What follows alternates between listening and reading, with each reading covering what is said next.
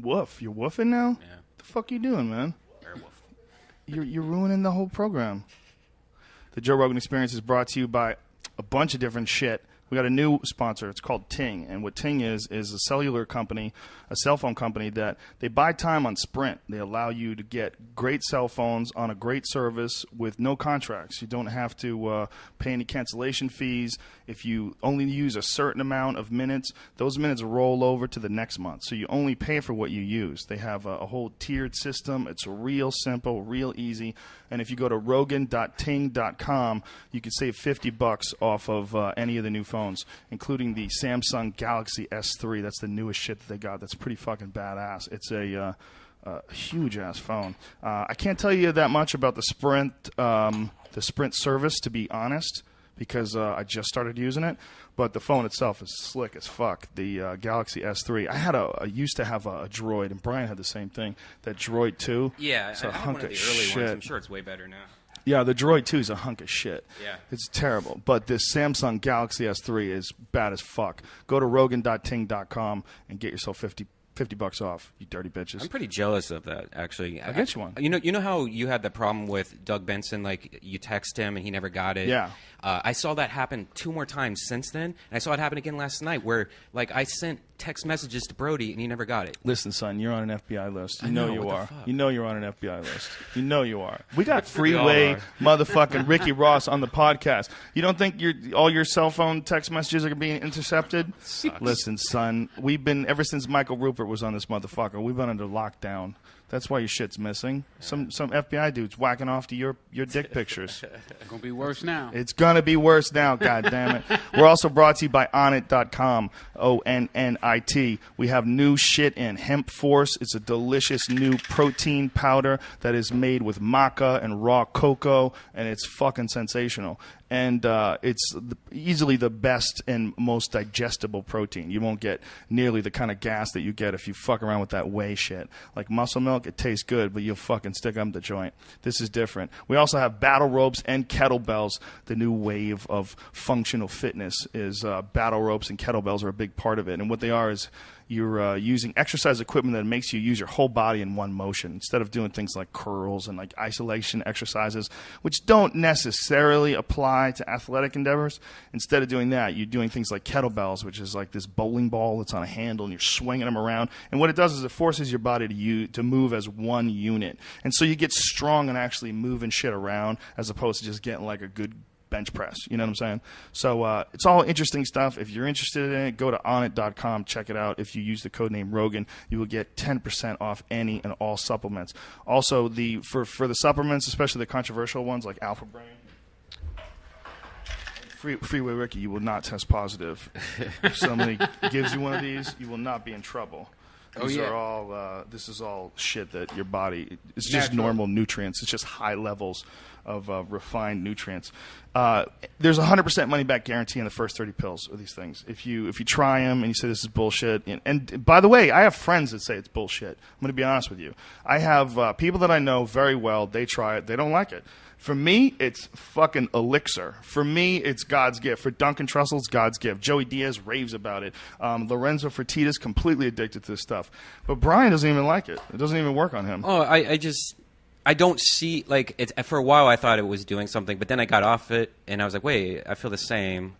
And I don't know. I think if you're on it, shouldn't you be like more? I don't know. For me, you might be too retarded for Alpha Brain. Yeah, it might be just too past that. You might be too retarded for Alpha Brain, but for me, it's the shit, son. The New Mood, I'm all about the New Mood. New Mood is fantastic. What New Mood is, it's a 5-HTP and L-tryptophan supplement, and 5-HTP helps your brain produce serotonin, and that actually makes you feel happier. 5-HTP has long been used as an antidepressant by a lot of people. You take that 5-HTP, your brain produces more serotonin, which, by the way, as you get older, it just fucking slows down. It's just, you can either deal with it and deal with this new level of feeling that you have, or you can supplement, and that's what I'm all about, man. I'm all about taking the shit that makes me feel the best. It's the most healthy.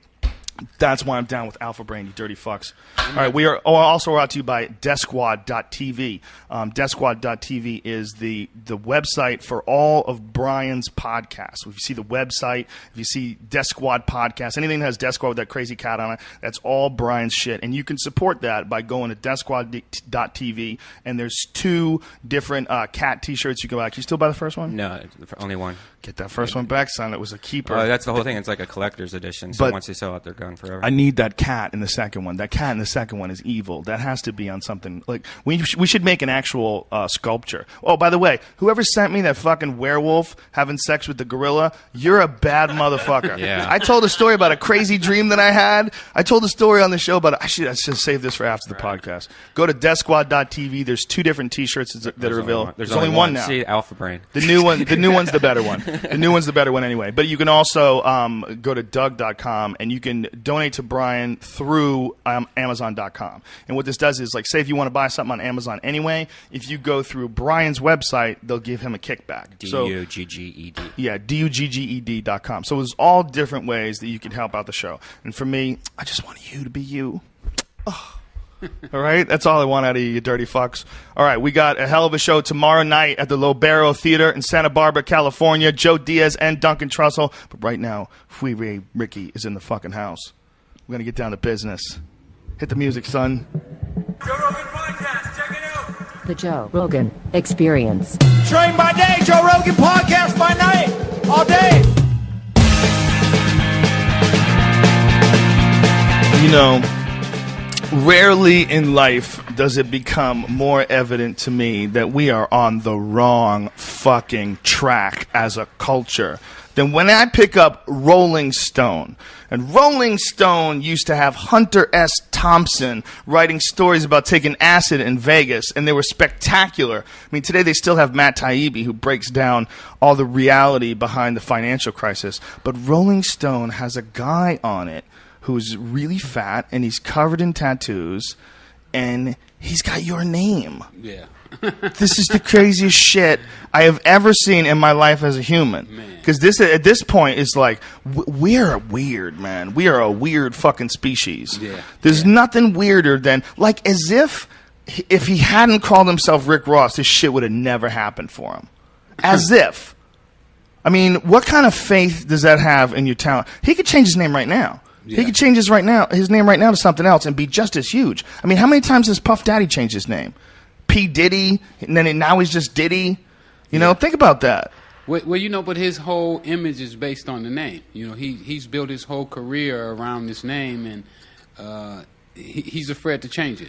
That's the thing that some dudes do. Like, they'll call themselves Capone. You know, they'll call themselves something fucked up that's like, you know, I'm Tony Montana, motherfucker. They'll call themselves somebody who actually was a bad motherfucker. Yeah. So what people don't know, people that aren't from my generation, what they don't know is that during this whole Iran-Contra thing that was going on, when it became revealed that Oliver North, that they were selling illegal guns, and there was some drug dealing in the CIA in the hood that was like admitted and not admitted. It was crazy times. But my point is, you became a prominent figure on the news. Yeah. It was a big, high-profile case, and before you went to jail, it was very evident who you were. I mean, it was a big case. Yeah, it was. The L.A. Times once put me on as the Walmart of crack cocaine. I think that's what he said. Hey, Joe. Oh, sorry. This is Freeway's friend. What is your name again, brother? I'm Rick's attorney. His attorney. Yeah, Okay. Antonio. Antonio, thank You you. know, I got to ride with an attorney now. I hear you, So when they brother. pull me That's over, smart. They pull me over. Hey, you. You got the perfect attorney, though. He's young and cool. You know, No, but you look, lucked out. Joe, we got to remember what year it was. It was Right. 1996. Right. And Yes. the thing is, the guy says that he came up with the name in 96. So in 96, Rick's name is everywhere. I'm talking about globally, everywhere. Yeah. C-SPAN, congressional hearings, and then the guy says, I imagine it up in 96. That's what he said. He has some cockamamie name or cockamamie description for why he changed the name. But the bottom line is, you had that name first and you were famous. So it seems like he would have to change it. If he's going to, it's not his real name. So if he's going to change his name to something else, why would he change it into the name of a dude who's already famous? Who's like, I mean, if he's pretending that he changed it for some arbitrary reason. Like someone said something and I said, no, I'm Rick Ross, the boss. You know, like, oh, you didn't know there's Rick Ross. That's like calling yourself, you know, oh, I'm going to be Mitt Romney. And he's a professed philosopher of gang and drug culture. You know, he says that he knows all the drug dealers and all the gang bangers and the whole, you know, the whole nature of the business. Yeah, that's another sticky point. But he didn't know. But he didn't know about you. He didn't know about me. That's crazy. Wikipedia did though. Yeah. Noriega, Pablo Escobar, Rick Yeah. Ross. There was no Wikipedia in '96, unfortunately, though. Right? That's when did he start becoming famous for it? The name. 07. 07? Yeah. Yeah. See, that's when we started to slide. We started falling apart. Last year of the Bush administration, motherfuckers are losing hope. They're like, this doesn't even make sense. He's like, fuck it, this can't last. I'm just going to call myself Rick Ross. And boom, cover of Rolling Stone, kid. That's Man. weird. It's Rolling Stone. I can't even get a story in there. You know, Why can't they? Well, they won't write a story about you? No, they never wrote about me. I used to write Rolling Stone when I was in prison and try to get them to do a story about the drug war and what was going on in the whole. But it's so crazy, you know. It's like they don't like me, but Right. he can go on with my name, with my story, and rap on Monday Night Football about selling drugs. Did he rap on Monday Night Football? Yeah, he opened for him. Really? What did he do? He did Triumphant with Mariah Carey. Wow. And does he talk about selling drugs in that song? I mean, that's all he talks about. I didn't hear him do the song, but I mean, everything that he raps about is drugs. And Really? that's it. No. Isn't that what people don't know is he used to be a corrections officer. Like the story gets crazier and crazier. He's like a character in a Will Ferrell movie.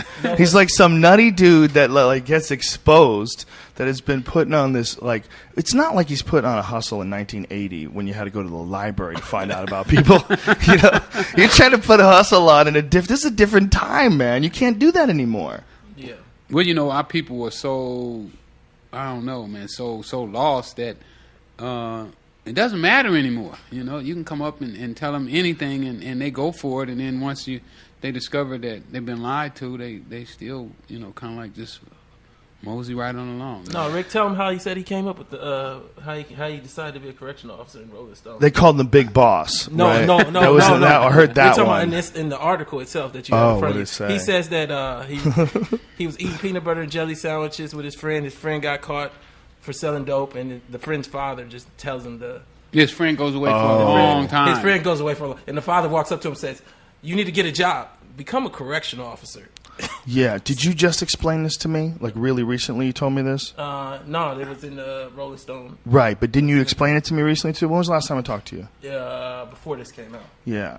Yeah. It's ridiculous. Yeah, I mean, Because I kind of remember that statement. I mean, you Yeah. think about it, and then you think about it from a level of your son just got arrested for cocaine sales. 10 or 20 years. The first Yeah. thing you're gonna say is to his friend is go be his prison guard. Jesus Christ. How Keep crazy him, is that? keep him in jail. Well, you know, they've done those studies. They did a study, I think it was at Stanford, where they did a prison guard study where they had students pretend to be prisoners and prison guards. And like almost immediately the prison guards became abusive. Fake study. Kids. Just kids. I worked as a security guard at Great Woods. It was like a performance arts place in Mansfield, Massachusetts. It was like outside of Boston. It was like all the big concerts would come there, like Bon Jovi and shit. And I was a security guard there, and I'm not a big dude, you know. And so I was like, someone's gonna fuck me up. This is ridiculous, you know. Being in a position of security. Well, I mean, I'm just a security guard at a concert place, but I swear to God, within a couple of months of working there, you develop this us versus them mentality. You Yeah. deal with enough drunken people, enough craziness that dudes were hitting dudes that guys I had never thought would hit somebody were hitting people. What's that authority? When Yes. you get that authority over Yeah. somebody and you feel that you have the whole system behind you and that you're right and you can't do wrong. You Yeah. know? Matter of fact, a guy that was in custody while he was a guard had called me one day and told me that this guy was one of the worst guards that you could be. You know, if you had an extra soup, he would take it from you. An extra stamp. You know, oh, you one stamp over. Oh no! And he'd go running to the general. Oh, he had an extra stamp. You know, I'm like, what?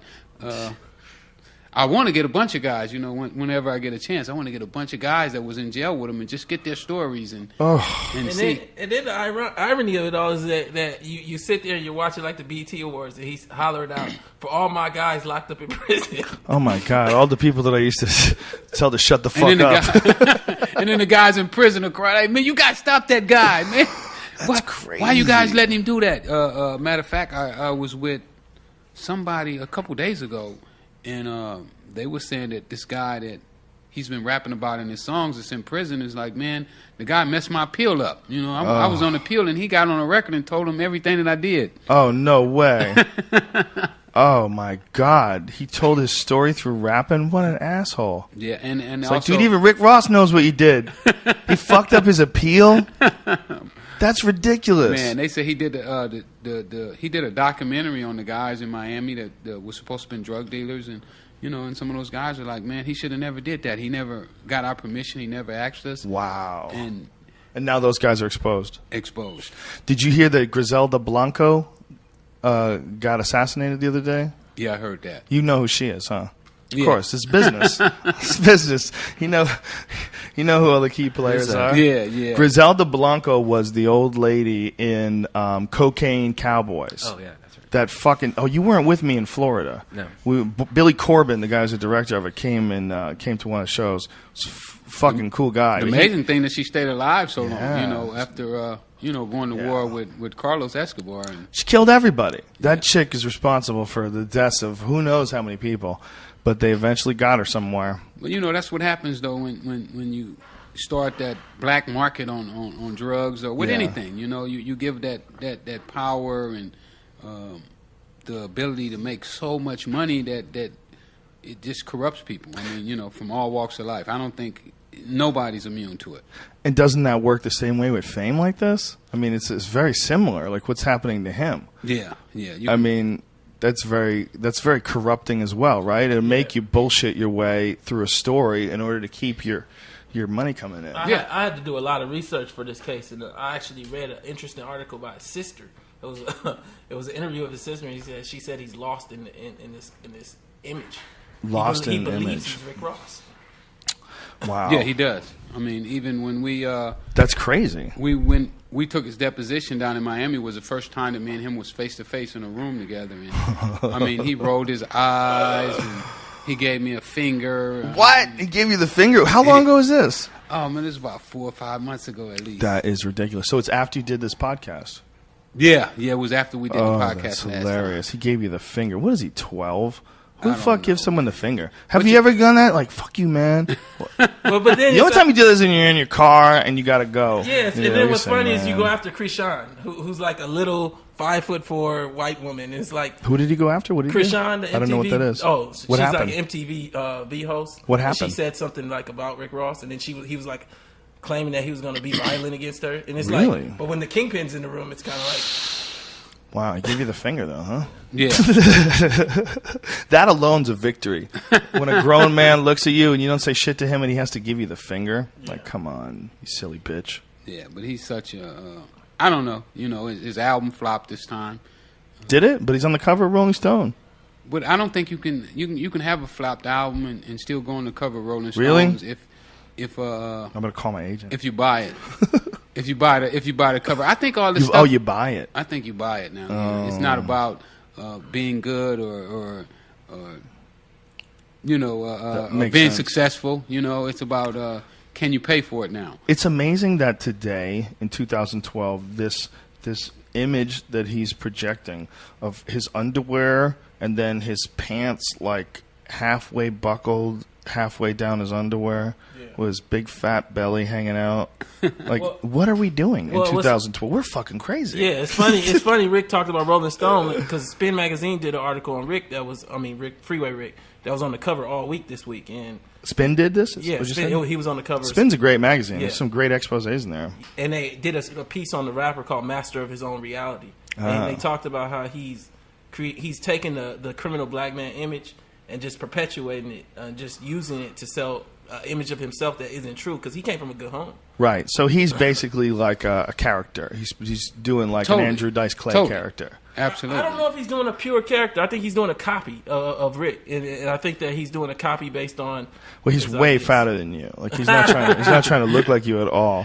But what is it? I mean, you're not covered with tattoos. He's covered with tattoos. We say I look like I'm on crack, so. You look like a healthy man. You look like a guy who's probably going to live to be 100 years old. It's people that are really big and fat that are fucked, man. That your heart is pushing extra hard for that shit, son. How much cardio are you doing? Yeah, well, you know, when you got those people behind you, you know, with that money, they put some money in your pocket, and then you feel like you're gonna live forever.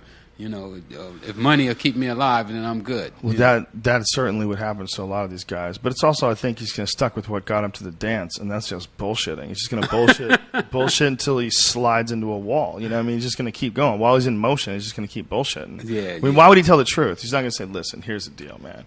Well, you know, I wonder how come when the guy goes on radio stations and the host, you know, they never, you know, because I heard him on a couple of radio stations, they never asked him, man, why did you take this guy's name? And well, why don't you? He's a big guy. He kind of mad dogs people. I've seen him mad dog some people that have tried to ask him some things about you, and he gets real loud about. And it's uncomfortable to be around a dude that big who's pissed off. You know.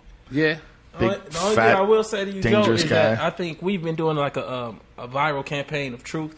And if you read the Rolling Stone article, he spends a lot of time talking about things that are uncomfortable for him. Correctional officer, playing football, things that he's never talked about. I totally didn't even plan on reading this shit. Yeah. I just got it, and I said I have to bring it in because I knew that Rick was coming in. I was Well, he talks about playing football, and we believe it's because we brought up the fact that when we called the school, they didn't have a record of him playing football. And look at this here. so he never played football either? Check We this didn't out. have a we Check this out. Wait, Yo, let me just go ahead. I mean, we reached out to athletic director, and they said that they don't have him on the roster. So for the whole 90s, they don't have a William Roberts. So, Nothing. I mean, I would love to see the roster and a picture. I'll say he lied about that too. Check Why this- would that be surprising? Check this right? here out. Have you ever heard of an All-American football player without one picture with a uniform on? Well, I don't know. I wouldn't be able to tell you. How possible is know. that? I think it's He's an impossible All-American. to be an All-American. It seems football like player. they take a lot of pictures of those guys. Man, but not have one picture anywhere in the But world. how old is he supposed to be? Is he supposed to be like 40? How old is he? 35? Graduated 96. He graduated 96. So he's about 37? Is that what that is? 36? Maybe. He seems like he's fucking crazy is what he seems like. He seems like he's just some dude who figured out a good hustle, and he's just riding it. Yeah, he You know, is. but But it's he's gotta- definitely crazy. I mean, you know, they just spent $1.3 million fighting me in court to keep my name. Really? That's what they said they paid attorneys. Now, how did you? What did you do to defend yourself? Did you defend yourself on your own? Because you know a lot about law. Yeah, but I had good attorneys with me. You brought him as Antonio. well. We have a firm, Yawson and Nessie, that's been helping us, and then myself, a lot of research. You know, really, this thing is going to come down to whether or not he starts to understand that we're not going away. So they essentially try to like spend so much money that they sort of drowned you in like Oh, they bullshit. did. They worked the hell out of my attorneys. Yeah. I'm talking about a couple, like 3 months straight. We was in depositions every day. Wow. How is it? What a crazy world we live in. How could that even take 3 months? How They could was that just dragging it take? out. They got 9 attorneys. But that's amazing, isn't got it? 9 If you really attorneys. stop and think about the absurdity of that then they they would wanna- spend months on that. They would spend months on this is his name. No, that's his name. Well, okay, that's it. We're done here. It seems like that would take 3 seconds. It just shows you how mad we are. Well, you We're know like what- a mad culture. You know what? You would think that with this guy, that once they send him a bill for $200,000, he would say, "Well, what's going on here?" But then, nah, they send him a bill for $500,000, and he still doesn't say what's going on here. Then they send him a bill for $600,000, he still doesn't. We up to $1.3 million, and this guy haven't said, "Hey, you know what? Let's sit down and talk about selling this case." You know, It seems like he could have just given you that money Or for that and then matter, changed his name. Yeah, we got a foundation, Freeway Literacy Foundation. You know, have him be part of that. How much would you take that and then just No, drop everything? no. No. I like to laugh. All right. How much would it cost to let him use your We name? don't have a license fee There's yet. no license fee. Yet. Okay, so essentially, let's say the dude loses in court, but he wants to continue to call himself Rick Ross, and plus, I guess he has to compensate you for the use of it. If he loses in court, he can forget it. Really? If he wins in court, then like where you at right now? How many times have you guys been before a judge? Wait, say that one more How many times have you guys been before a judge? How many times have there? Or should I say, have there been rulings? There's been really like 2 rulings. 2 rulings. And three rulings. What'd they say? And what essentially happened was Rick first decided to go for Freeway. Rick decided to go to federal court, and when he went to federal court, it's not the best place because California has so much better protections for, I guess you could say, personality rights, name rights. So federal court said, go take it to California. We want to. There's a better place to hear it there. Came to California, and first we sued Universal because Universal is the home of Def Jam. The judge said Rick was late in filing against Universal, but Warner Brothers did a new deal with the rapper William Roberts Rose last year, and as a result, we're not. Now that's him as well. This Rose is him. Rose is the same person. Why does he have a bunch of different names? Maybe. I don't know. Well, after we filed a suit, he changed it from Rick Ross to Rick Rose. No, he didn't change it. When he uses both. But still, the thing is, so much value has been put in. Let me start off by saying there's a video of Lior Cohen, the president of Warner, talking about a fast-forward His model. His name is Lior? Lior, L-Y-O-R. And he talks about something called a fast-forward model. They don't want to develop artists anymore. So essentially, they try to fast-forward them. And what essentially happened, we believe, is that the labels looked at the fact that this Rick Ross was untapped, and they realized we could just put an artist out, and there's already like value. A name, yeah. And so he said that the name came out from him in '96, but it really was like 2007 when he started working. Yeah. Wow, it's a crazy case, man. I don't know what it would be like walking around where there's another man who has my name. Oh man, it's awful. People call you and to book you, and they don't know if you him or you. It's wow. It's confusion. It's fucking weird. But at the same time, it's I just want him to stop. You know what I'm saying? I'm like, why you got to take my name? I built this name, and he had some crazy.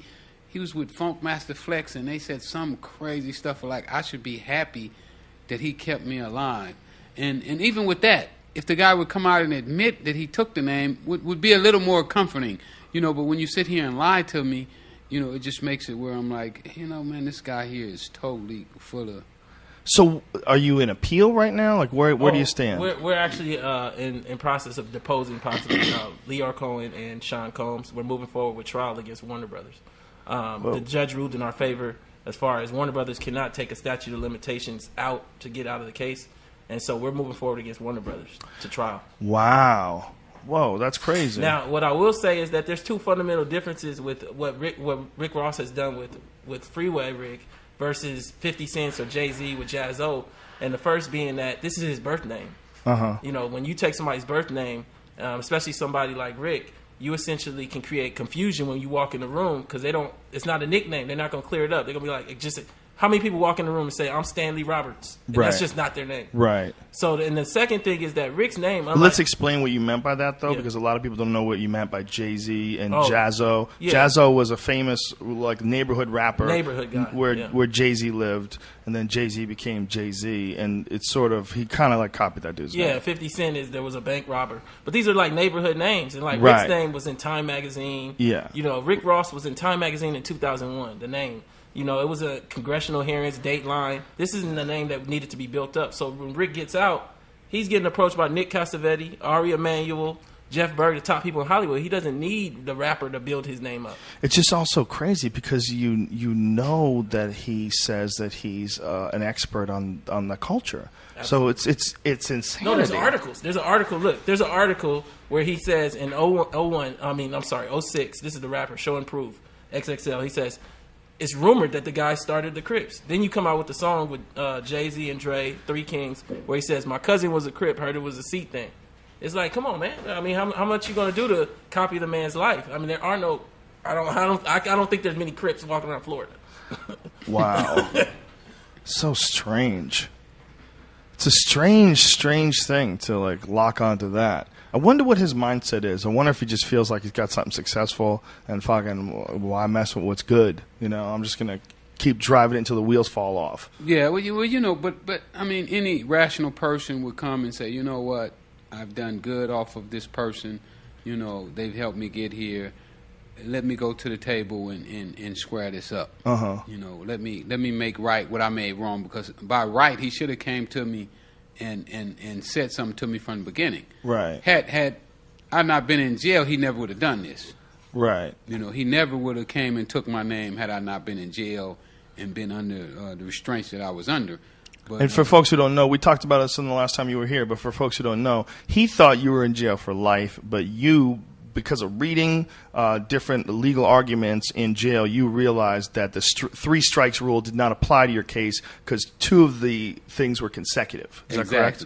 Yeah. So concurrent. Excuse me. Concurrent. So he thought, like a lot of people did, that you were in jail for life. That was what it was supposed to be. Him and the labels. Yeah. There you go. Well, it was all in the newspaper that I had a life sentence. So it's like if you tried to call yourself John Gotti, you know, he's dead. You know, you could get away with it. Well, I mean, why would I want to be? I mean, why would I want to be John Gotti? Yeah, I mean, exactly. Aren't you proud to be who you are? You know, can't you be yourself? I mean, you're never gonna make your family's name. I mean, it's very silly. All I ever wanted in life was to take my name and put my name in lights, not me go out and put Joe Rogan. I mean, what does that do for me? You know, how does that satisfy my crave and my need? And he's actually a second. That's what's all right. Well, maybe he just thinks that's the only way he could do it. I mean, he thinks that there was like, you know, what's the difference between him and a lot of other rappers? From me, accomplishing something, I mean that you actually go out and accomplish something. Not where, I mean, you know, if you cheat and get it, did you really accomplish it? No, I agree with you. I think anyone rational agrees with you, but there's people that feel like they can't make it without cheating. They can't make it without stealing. They can't make it without lying. They can't do it, so they just do it. And that's what they do. That's the normal go-to mode, is to be full of shit.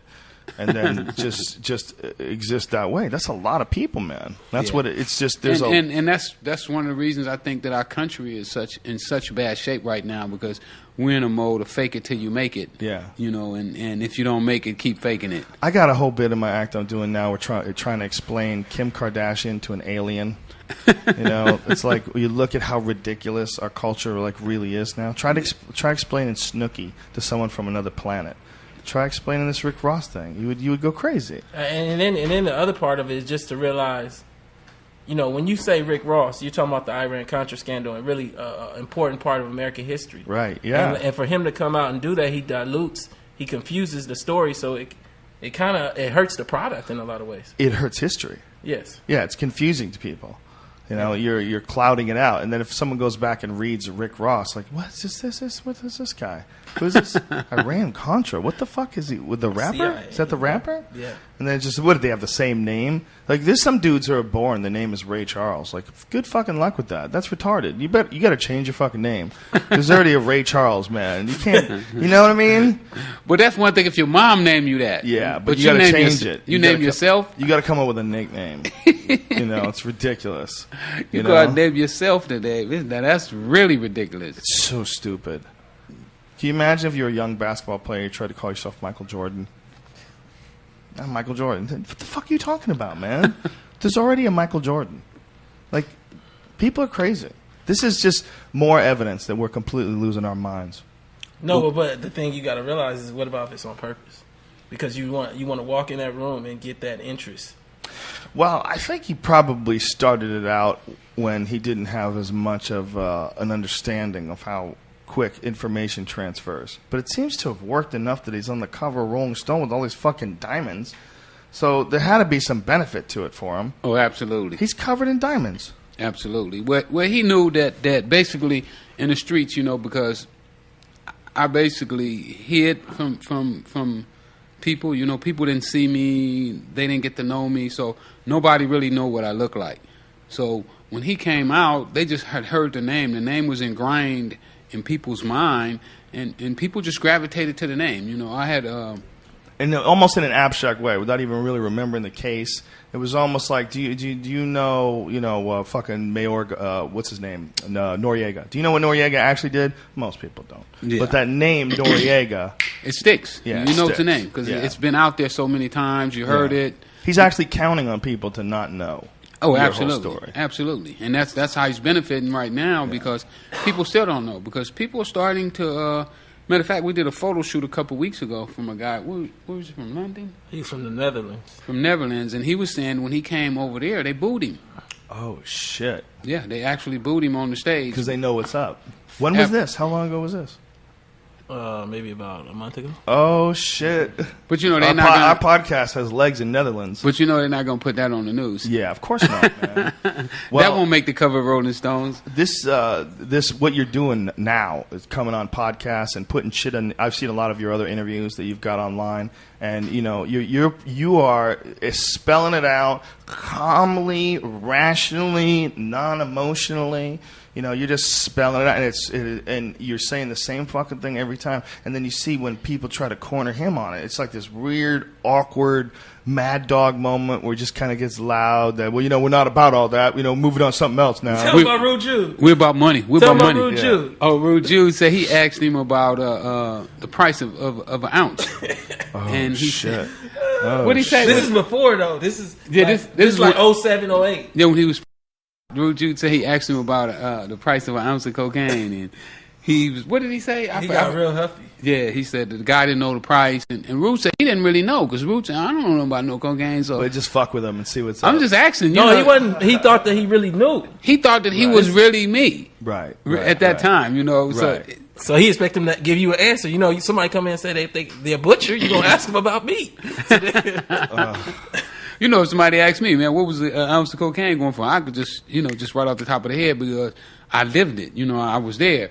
But, you know, somebody who hasn't done it, then you know, it's total off to him. So so he got caught quick. That was a pretty easy I'm question. sure that he can get caught more often. But, you know, right now, I mean, media is not media anymore. Yeah. I mean, it's not about reporting the truth. That's why it's so good that, you know, people like you are doing the podcast and the internet, you know, because right now with the mainstream media, man, they're all bought and paid for. It's done, isn't it? CNN can go suck it. Yeah. They're done. They're all done. I mean, if you listen to the radio, you're going to hear 10 songs over and over again. You know, the same 10 songs over and over again. So the shocking thing, though, is the news. The news really is shocking. There's a lot of shit that just doesn't get described. And the way it's explained is like it's very off. Like try getting the real scoop on WikiLeaks from watching the news. You don't know what the fuck is going on. And they don't give us BBC. Yeah, BBC is like some good news. BBC's great. You know what's also great? Al Jazeera. Al Jazeera is pretty honest news. You know, there's people in other countries that still look at the news and they look at journalism like they have an obligation to show the uncomfortable truth. And that's why I think that Brandon Soderbergh, the guy at Spin Magazine, shout out to him because he did a really good job of getting his piece out. And what's funny, he puts it in Spin Magazine and makes the cover. We didn't know it was going to be on the cover. Right. And then the next morning, Costa Rica Times runs it, of all places. Ugh. The Costa Rican Times. Wow. Yeah, in other countries, they can still tell the news, as long as it's not about drug dealers that are local. But you can tell the news about other shit. You know, it's a sad statement to how far we've fallen as a country that you just watch propaganda on TV. But well, they want the people to be dumb. You know, if the people are dumb and you know, just following what they say follow, then, you know, it's easy for them to control what's going on, you know. Well, this Mitt Romney guy is terrifying. This Mitt Romney guy is not even a real human being. It's the strangest thing. He seems like he's from the 50s. Yeah, man. Like straight out of the 50s. You know, like those old DAs. Father knows best. The DA. Yeah. What are you kids doing today? You're not getting into any trouble, are you? Yeah. He doesn't seem like a real human. He sat down with some guy who was a gay Vietnam veteran, and the guy asked him about gay rights. And he probably didn't think the dude was a veteran, and that, you know, it just said he wasn't into like gay people being married, and then the guy just trashed him after he left. It was great. It was beautiful, but it was awkward watching Mitt Romney communicate with him. He's just so awkward dude. It's like when you see him talking to somebody, it's like, do you interact with anybody? Like, who are you interacting with? Yeah. Like, he's like in some fucking silver room, counting diamonds, and he occasionally has one of his minions will come in and ask questions. I mean, this guy's like, he was really, really, really rich. Like, $100 million rich. He's a fucking stupid rich guy. So he's awkward talking to like regular folks. Oh, yeah. Like, when was the last time he's been like a regular dude, like out there going to Subway, buying a sandwich and shit? He's an odd duck. And that's what we need. We need some regular people who are out here dealing with real life situations that know, that gas it costs money. You know, it's like a lot of times these people don't understand that we have real problems out here on the streets. That there's people that have to ride the bus and. The funny thing also was to watch the difference between the two conventions. Like when you watched the Republican convention, it was awkward. In the same sense. Strange. You heard about what they did to the reporter, the CNN reporter? No. They threw peanuts at her and called her an animal. What? Yeah, black CNN reporter. What? Yeah. Is it on camera? I don't know if it's on camera, but it was everywhere. It was everywhere in the news. Holy shit. I vaguely remember skimming through something like that, but I had to run out the door and I never got back to it. CNN reporter, peanuts. So when you say it's awkward, you just look at the Democratic platform and the Democratic convention. It was like all accepting. Yeah, wow. CNN camerawoman had nuts thrown at her at the GOP. Whoa.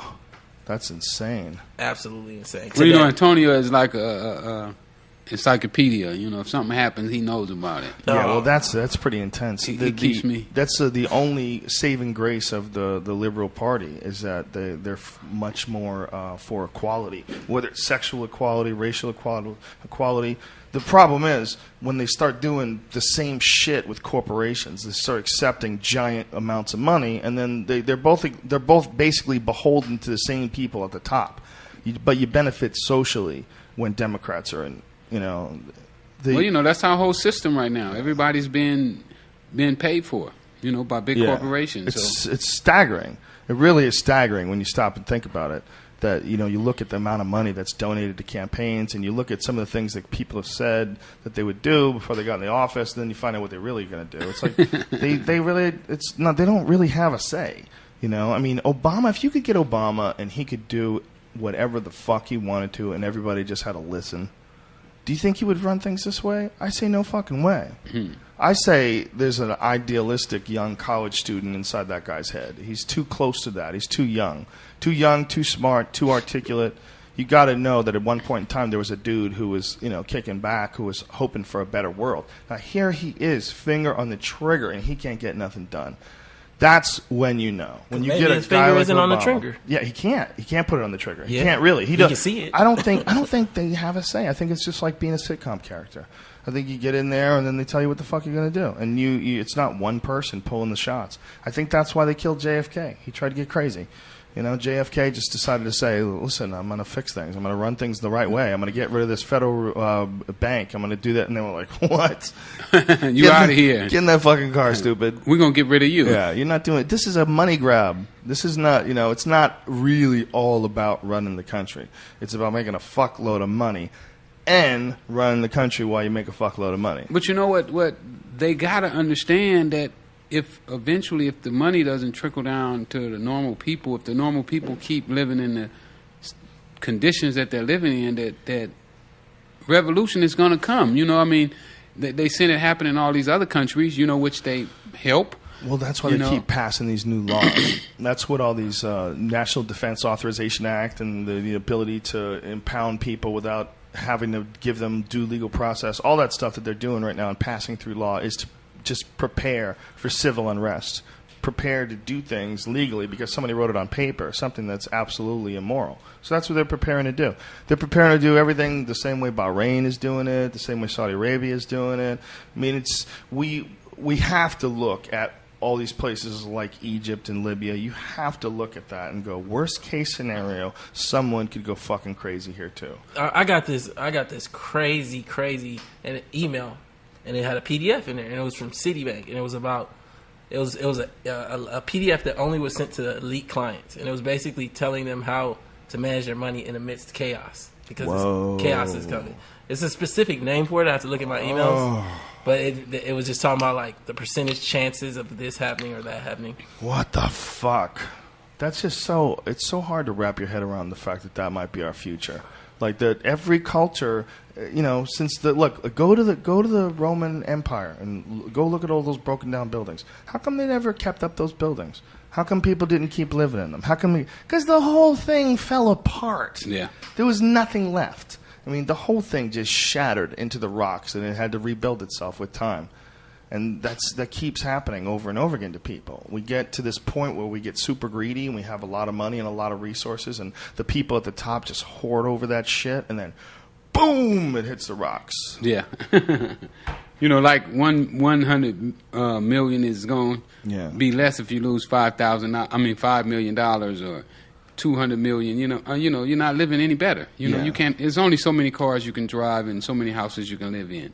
They say after $40 million that your life never changes. Well, I think what happens though is that people get crazy, and then it becomes like a mad game to them. And they can never have enough chips. They just want to keep. I know people that are rich that still get fucking jazzed up about making money. They still get fired up about it. I don't understand it. Wouldn't you want to, like if you were Bill Gates, wouldn't you want to just chill? And there's no way you're going to spend all that money.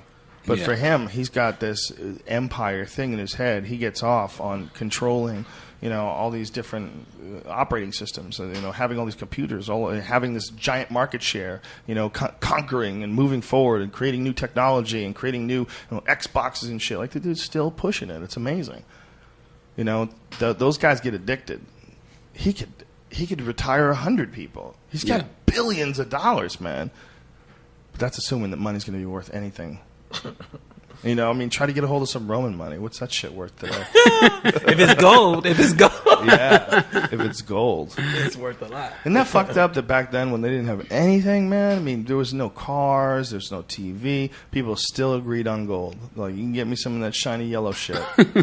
Gold or the white lines. Yeah. Well, back then it was probably it was probably poppy seeds and shit and poppy plants. And the leaves. Yeah. They've been chewing those leaves for years. Oh, the coca leaves, yeah. Well, which is a really healthy way to do it, they say. For high altitude people in Peru, they, you say Peru if you want to impress a chick, that you know how to say it right. When you're in Peru, white guys that talk like with authentic Spanish accents are annoying as fuck. But anyway, you get a hold of those cocoa leaves and you chew it, and apparently it's better than coffee. Yeah. And just as healthy. And it actually gives you like alkaloids, and it gives you some minerals and shit, and phytonutrients from eating the plants, the leaves, like chewing it up. So it really is like not bad for you. It's just when you turn it into cocaine. Yeah. That's when shit gets freaky. The person who found that out. Yeah, who's that asshole? Started this whole fucking problem. You could have just been a cocoa leaf dealer, and everybody would be fine. If it was legal, see, people don't understand. If cocoa leaves were legal, we really'd have no problem. As long as nobody processed that and turned that shit into cocaine, it's a great thing to have. You can make tea out of it. It gives you a lot of energy. You can chew the leaves. Or even if they had dispensaries back then. Yeah. Hey, cocoa leaves dispensaries. If they had a weed dispensary, would you have gone into that? Oh, absolutely. Really? That's absolutely the way to do it, right? Yeah, everybody's going to be fine that way. It's when you get robbed by non-weed smoking people. When they know that you got money and weed there. The real problem is getting robbed. You and put you in jail. That's the bad part. That's what I was going to say. Like, we're going to take your money, your weed, and put you in jail. That's what a lot of people don't realize, is that happens a lot. When they rob you, they take your money. The cops come, they steal all the plants, and they take all your money. And they don't ever have to give it back. It's like you're never gonna get that shit back. You go through court. Good luck. You ain't getting your fucking weed back. You ain't getting your money back. Stop it. It doesn't matter if it's legal. It's not federally illegal, so they just challenge it on a federal level, and you got to drop it. That's crazy, but when the people can't decide for themselves. Yeah, I mean, wow. I mean, if the people vote to make something legal, I mean, I think it should be legal. It's the same thing like this fake Rick Ross guy. There's a transparency of the information. It's so obvious. It doesn't make sense that it's still around. It's just one more piece of evidence that shows how crazy we are. The marijuana one, it's not like there's nothing that can get you fucked up. It's not like marijuana is the only thing that we've ever had ever that gets you fucked up. And then people would be like, man, maybe we shouldn't really be messing with our normal state of consciousness because everything seems to be going smooth as long as people are sober. But there's a lot of shit that can get you fucked up everywhere you go. Yeah. Every CVS you go into, you could die. Yeah, and then you come back to what you said about the transparency of Rick Ross. Yeah. I mean, you gotta look at this. Yeah. You can have a school. Let's call it School A. They'll say we don't want the drug dealer coming in talking about literacy. The former drug dealer. Let me say that. Right. Was But that then what he at the- does? no, He gives talks? No, hold on. I said they don't want Freeway right. Rick coming Okay. in talking Oh, about you. literacy. Okay, right. But then turn around and authorize Rick Ross to come in and do hustling, which Yeah. is about drugs. Isn't that? I mean, I just it makes no sense. Well, you didn't even learn how to read until you went to jail, right? Yeah, I was 28 years old when I learned how to read. That's incredible, man. Your story is what I've always said is that the number one problem that we have in this country is that people are not caring how young people that aren't theirs are growing up. And you got to look at young people as like the number one piece of potential. Like if there's anything that has potential, it's a human being. And you have human beings that grow up with no future and no fucking chance and no hope and no nothing and no education and no love. Well, you're just making a shitty person. Like it's almost like you got to find out where we're bleeding. If we're an organism, shitty society. Yes, a shitty society. Because that one person is gonna bleed on somebody else. It's going to create a ripple effect. It's like we got to find out where we're wounded. Where are we wounded? We'll find that spot, whatever that spot is, culturally. Where is the most amount of crime? Where's the most amount of despair? Where's the least amount of love? That needs to be patched up. And until they patch that shit up, we're never going to figure this out. You're always going to have craziness that makes no sense, like this fake Rick Ross character, or like marijuana being illegal, or like Mitt Romney. We're insane. Snooki, we're insane. We're an insane culture. We've never been more insane as a culture. I mean, I think shit was probably insane back in the Elvis days. Shit was probably insane when the Osmond brothers were huge. Okay, but we've never been this insane.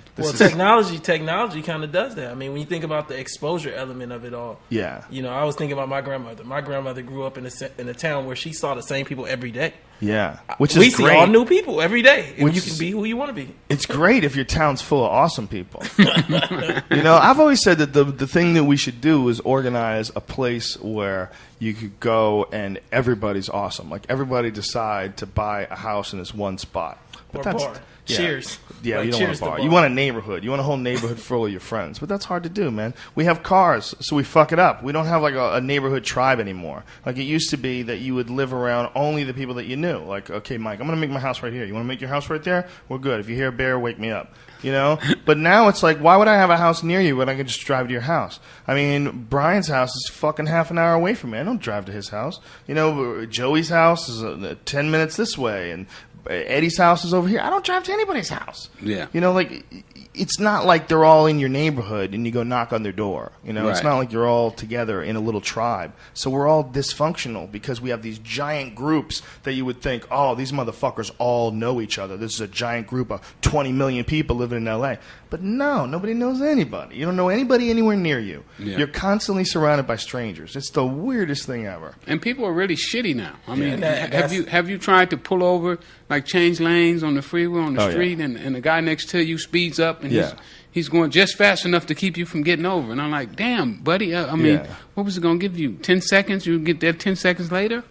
But that's the whole thing that comes out of not knowing everybody. Yeah. Because essentially you don't have to be responsible. Yeah. Today I might meet you, never see you again, so I can be whoever I want to be to you. And then tomorrow I'm going to see all new people.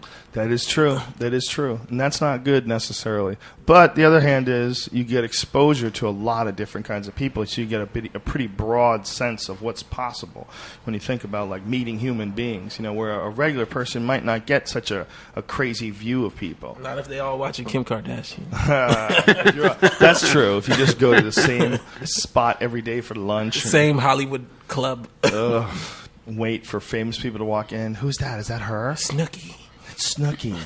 Oh, that fat Or never bitch. Look at cross. her. I never crossed the 10 freeway. What's her son's name? Guido? Is that what his name? Guido and hope Snooki. not. Is that his name? Is that Did real? you just make that up? I think his name Please. is Guido. Brian, Snooki. Brian, please look that up. I know it's a hairy baby. I heard that. It's a hairy baby? Yeah. Snooki's baby. It probably is going to turn out it's just all snatch hair that fell off during the birth and just stuck to his head. You can't clean them off. You just scrub all day. Those fucking hairs are glued into his head with Oh, it's Lorenzo. dried Snooki snatch juice. It's better than Gorilla Glue. Could Could you imagine, man? You're gonna wake up and be fucking 4 years old, and you go, "Wait a minute, Mom. What do you do? What do you do? You're that chick from that show? Oh shit!" Imagine being like 5-year-old watching Jersey Shore, and that's your mom, and she gets punched in the face by some dude at a bar. Did you ever see her get punched in the face? She got punched in the face, man, by a teacher. Wow. You know you're an annoying cunt when a teacher is at a bar and he punches you in the face. Yo, imagine being 30 and showing it to your son. Here's your grandma. And by the way, the guy who punched her was like a teacher and an MMA fighter. Oh, wow. And she was like saying something to her, and she just punched her right in the face on TV. Yeah. Like, what? First of all, what a piece of shit that dude is. Like, this, if he didn't know a camera was there, like, he didn't know. He was just hammered. He had no idea. Well, I know they rushed him to jail. Oh, fuck yeah. Of course they did. With the quickness. Assault. Yeah. Dude, he cracked her, too. Yeah? Yeah. What they charged him? Assault with a deadly weapon. Well, no, because he didn't hit her with anything. So I think it's just assault. Well, his fist- If you're They must charge an MMA fighter, Look at that. Yeah, but I don't think... Bam. Oh, you got it? I don't think it matters, man. People think that it matters, like, oh, man, your hands are deadly weapons. No, but you know what does matter, man? Shoes. Shoes are weapons. You got it, Brian? You pulling it up? Is that what you're doing? I'm sorry. I guys didn't see it. Here. Watch this shit. Yeah, this is it. Watch this shit. Oh! Oh! That dude cracked her. Wait, one more time. Oh! It's kind of a slap punch. Oh, No, that please. wasn't. That was a a punch, punch. man. It just wasn't good. It was a slap He was an punch. MMA fighter, but I bet he got his ass kicked a lot. You know. Well, he won that one.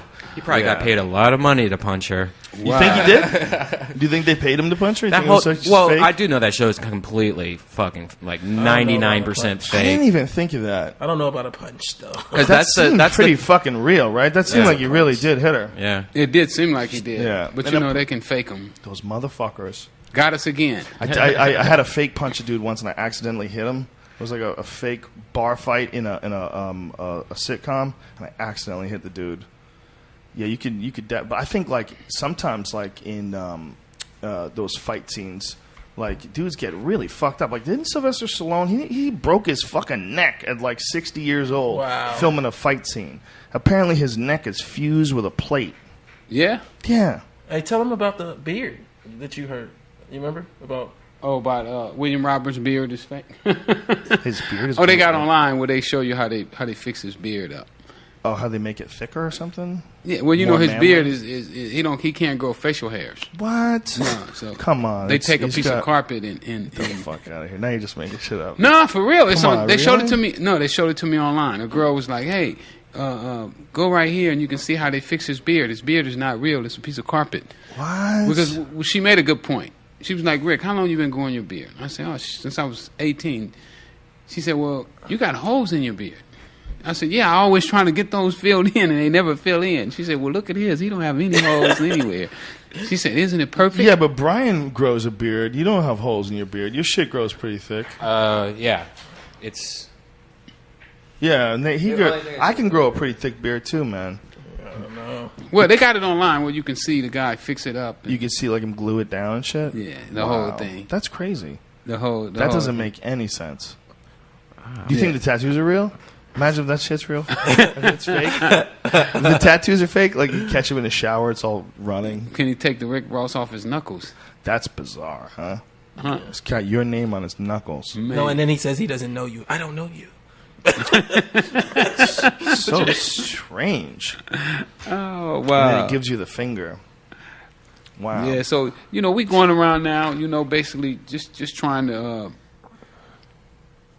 do what we just talked about. Educating the kids on becoming critical thinkers and letting them know that eventually we're gonna have to take the power back into our own hands or be led to slaughter. We have a nonprofit now too, freewayliteracy.org. Freeway Literacy Foundation been talking to a couple of celebrities about getting involved, being on the board, and it's about, of course, literacy in regard to reading, but also leadership literacy and financial literacy. Because now, coming back to our point in this whole podcast, a lot of people can read and write, but the question is, what are you reading and writing? DNC was on last night. And if you was watching Snooki over the DNC and you went to college, you got problems. Yeah, I watched a very convincing video today by this guy. I think his name is Stefan Molyneux. He's a philosopher from Canada, but he had a very convincing argument on why you shouldn't vote. He was like, it's fucking bullshit. It's like you're contributing to a game by pretending it's real.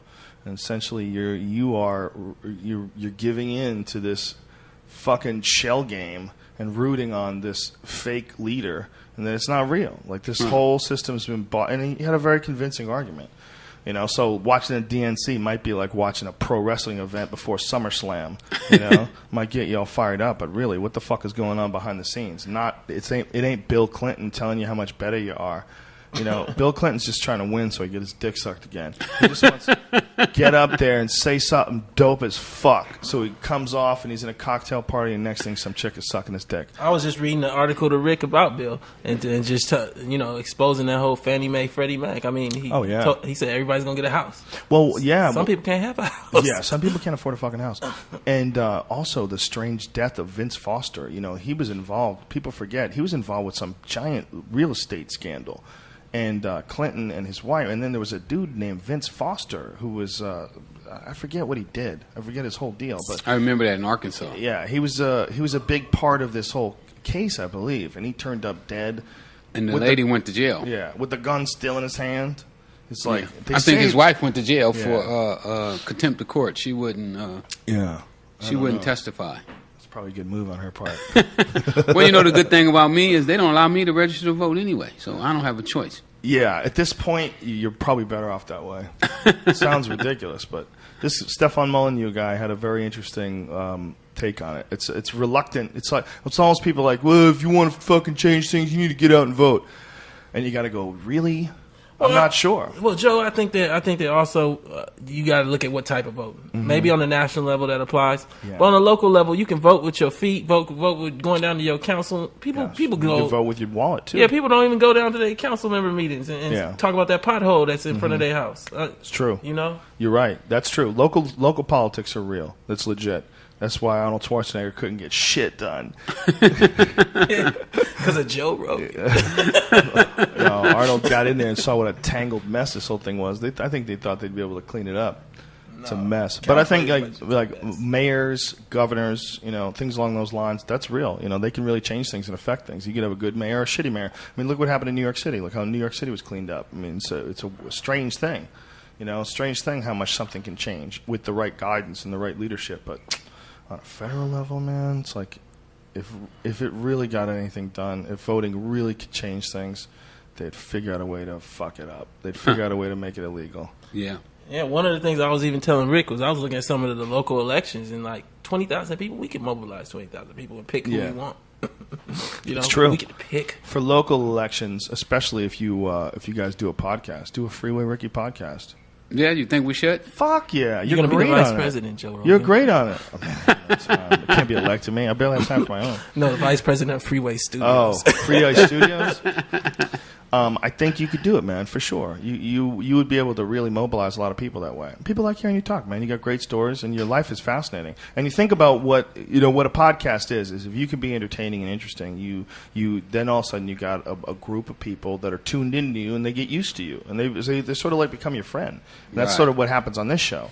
And so, on this show, people know that if I'm telling them something, it's because it's true, or it's because I believe it's true. Yeah. I'm not bullshitting. And when people get to know you, they'll know the same thing. Absolutely. And then from there, any speech you're ever going to do somewhere, anything you want to get passed through, anything that you want to let people know about that they don't know about, you have a voice. And you have a voice that, it'll start off with, X amount of people, and then it'll double, and then it'll triple, and as long as you keep doing it, next thing you know, you got your own fucking radio show. You got your own Freeway Ricky radio show. You can do whatever the fuck you want. Because I know I still get people to come up to me from our last show that we did, and say, "Hey man, I saw you on Joe Rogan." I was at the Dub show like 2 weeks ago in downtown LA at the convention center.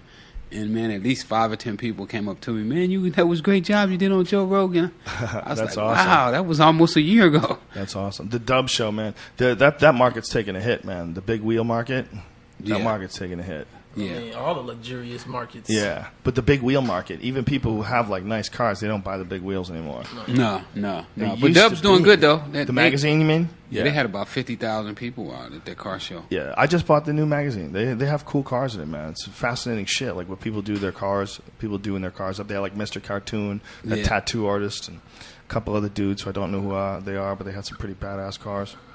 But the big wheel market, shit. Nobody wants those wagon wheels anymore. You don't want spinners on your Honda. How long did spinners last? What was like the legit lifespan for spinners, Brian? I still see them once in a while. Do you really? Yeah. Dana White used to have them. But you know, President of the UFC they have a way of Cadillac with spinners.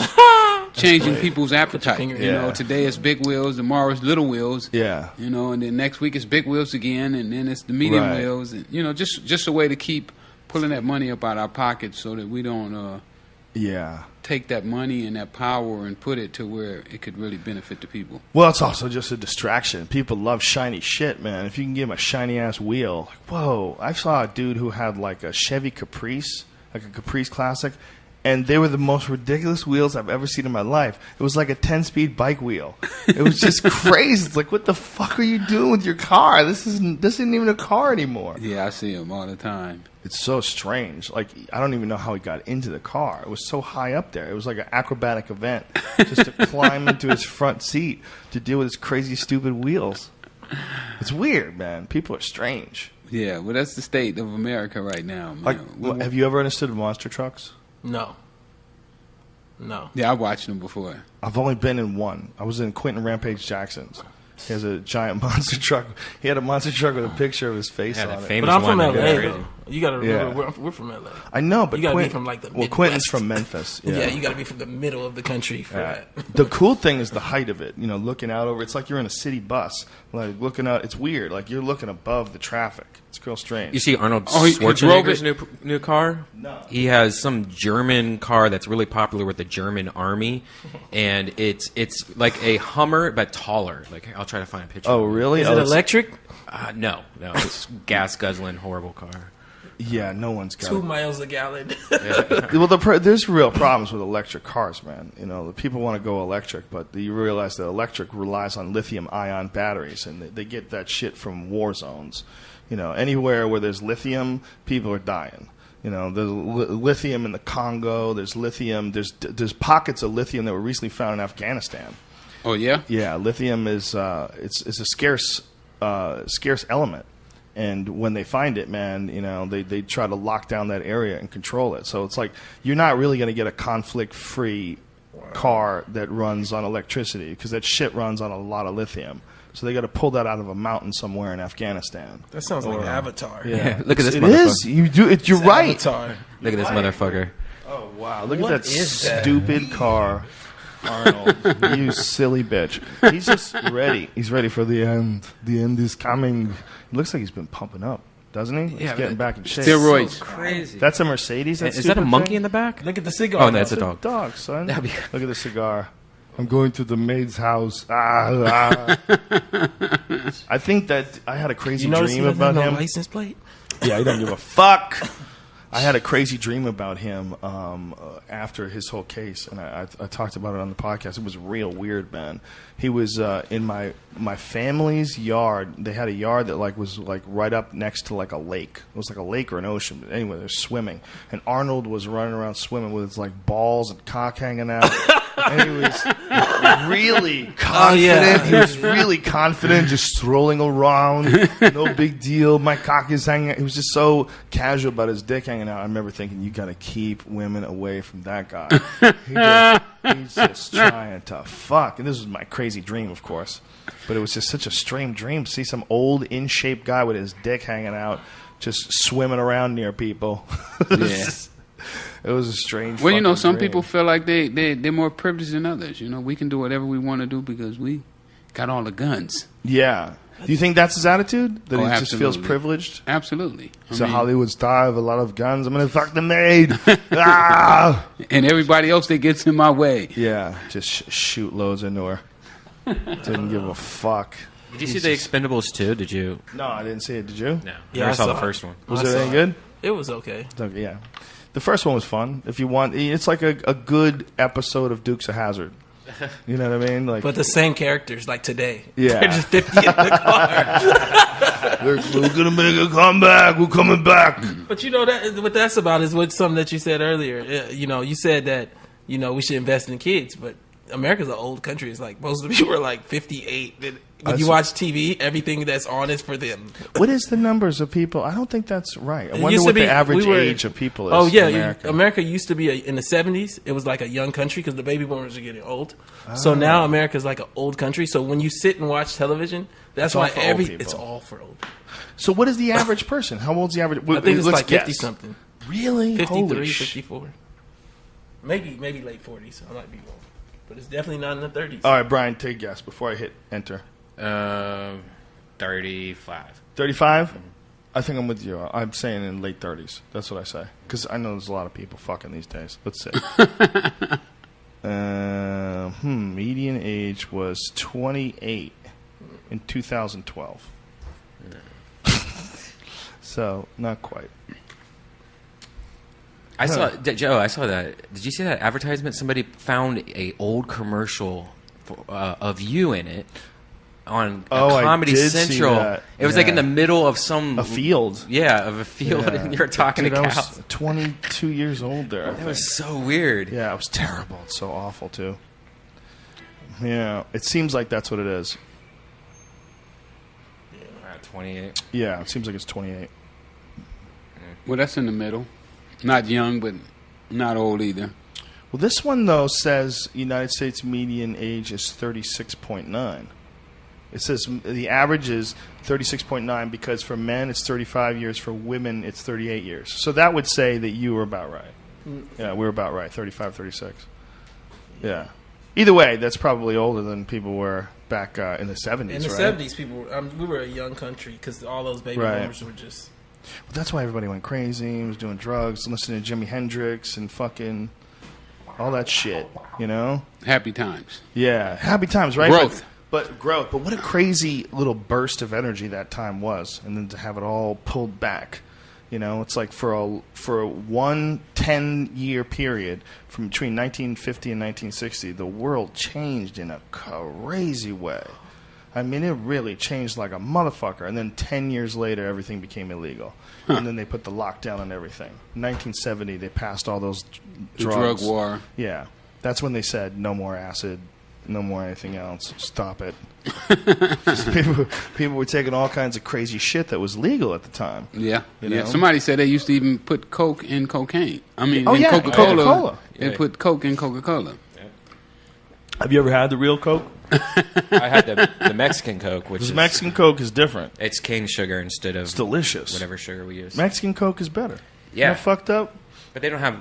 I haven't seen Mexican Diet Coke. But they have cane sugar instead of corn syrup. Yeah. Which is way better for you. Oh, yeah. Isn't that ridiculous? That shit they put in sodas is the worst. And I haven't drunk a soda in about 25 years. Really? Yeah, I totally cut them out. Smart. They're so delicious, though. It's like a Coke Zero. and sharp. Yeah, man. When you have like a nice sandwich, you know, you want a Coke to go with that shit. It tastes good. Yeah. Burgers. Burger and Coke. Yeah, it sucks that you're like, I eat these kale shakes, man, and it's not my favorite thing to eat. They don't taste good. There's this big fucking blended shake that I make where I stuff kale in it and celery and ginger and garlic and pineapple. But when I drink them, I feel way better. But I'm like, why can't something like that draw me to it? Because every time I go to it, it's like work. It's like, can't believe I'm drinking this fucking disgusting shit. And I'm like, all right, it's gonna be delicious. I'll start talking myself into it, and then I'll pour like a lot of coconut oil on it, and a lot of pineapple in it, so it tastes a little bit better. Yeah, but it really doesn't taste that good. If like I had to choose between that and a soda, I would want that soda. The soda's delicious. Absolutely. The soda's like pain-free. It's like, oh, give me some love. But then you won't be looking as young as you do. No, I won't be feeling as good. Or as healthy as you are right now. And you know, and health is so important. You know, a lot of times... I try to tell this motherfucker, tell him to stop smoking. I keep telling him. I want him to... He's getting older, and he smokes, and he doesn't take care of his body. And I'm like, dude, I don't want to be over your bed while you got some cancer-type shit. That's what happened with the rapper. He had to eat better. You heard about that? Another rap? What's that? No, with the rapper, he had to eat better. He had seizures, and then he had to change his diet. That's in the Rolling Stone article, too. Oh, Rick Ross had seizures, so he had to change the fake Rick Ross. Yeah, so he had to change his diet. That's why he has a song called Diced Pineapples. Yeah, he's had 2 heart attacks, right? And he's made 2 songs about his heart attacks. That dude is just lying and slinging dick until he hits the wall. When you had a bunch of heart attacks and you're that fat with your shirt off. And plus, he probably wasn't getting laid until after he started rapping. So. Yeah, it's probably his balls don't know what is going on. They're like, why are we shooting so many loads? How the fuck did this guy get so successful with his dick? It's like for 35 years, nothing. All of a sudden, every day, it's like, we need more loads. They're like, more loads? Can you imagine if you were like in the load factory in his body, and then all of a sudden production went up by like 5,000% in his 30s? What the fuck is going on, man? What do we do with all this sperm? It's just him eating sandwiches, getting his dick sucked. You're fucking nuts. Counting your money. Trying to figure out how much he can give you and still live like this. Nah. He's probably thinking about it right now. None. In his mind, he's saying none. I'm not going to give him a dime. Yeah. Well, if he has to change his name to Rose, at least he's like set the stage for that. You know? Right? Yeah. I mean, he kind of has, right? You said he's sort of using another name. No, he's using Rick Ross. He's still using that constantly. Look at the cover of the Rolling Stone. Yeah, maybe they did that too. Maybe it was like, this is what we're marketing. So before we totally lose, let's keep that going on. Maybe they just figure that's the best way. Do you think they gotta know that they're gonna lose? Right? I hope so. I bet the lawyers are listening to this shit right now. Nah. I bet they are. Never know. If they're good, right? Wouldn't you be Well, listening to this? we don't You're know. on top of everything. We don't know if they're good. I watched mean, his... a good lawyer with I mean, just for me, businessman, and I say, okay, well, we just spent $100,000. We know we're going to have to spend at least another $1 million. Hey, you want to go and sit down and talk to this guy and try to work this thing out? Right. But no, his lawyers are like, oh no, keep sending those checks and pay $1.3 million out of selling. They say 200,000 records, but I think it's probably more like 25,000. What he actually sells? No, he's talking about opening week. Opening week, and okay. they say so. You think they lie about that shit? They buy the records themselves. They do. We don't know if they bought him in his case, but they do buy records. Really? What companies do that? We don't. All of them. They do that just to jack up the sales, to make it look bigger. To make than it look is? like the guy is hot when he maybe not be hot. Really? That is interesting. Make him go gold. Really? How many do you have to sell before you go gold? 500,000. And platinum's $1 million? Yeah. I didn't know that they could just go buy them like that. Well, it makes sense though. It's kind of unethical or illegal to do that, but they all practice that method. Really? Yeah. Well, it kind of makes sense. Look, if you wanted to think about it that way, like you could like brag about the guy selling so much, people will try shit they hear is real Right. popular. And then you start to get advertisement. Yeah. BET Wow. will pick you up, and they start to play your videos and MTV, and he sold 500,000, so now you're hot. It's a weird business, that music business, man. It seems like a strange place to maneuver. Joe, can I ask you a question? Sure, please. If my name was William Roberts and I rapped about being a correctional officer, would you buy my CD?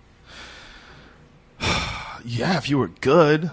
Yeah, man. You could have any fucking job, and I don't care what you do. You could be a comedian, you could be a rapper, you could be an author. You could, if you're good. It's not like the title of what the guy does. It's like, who is he?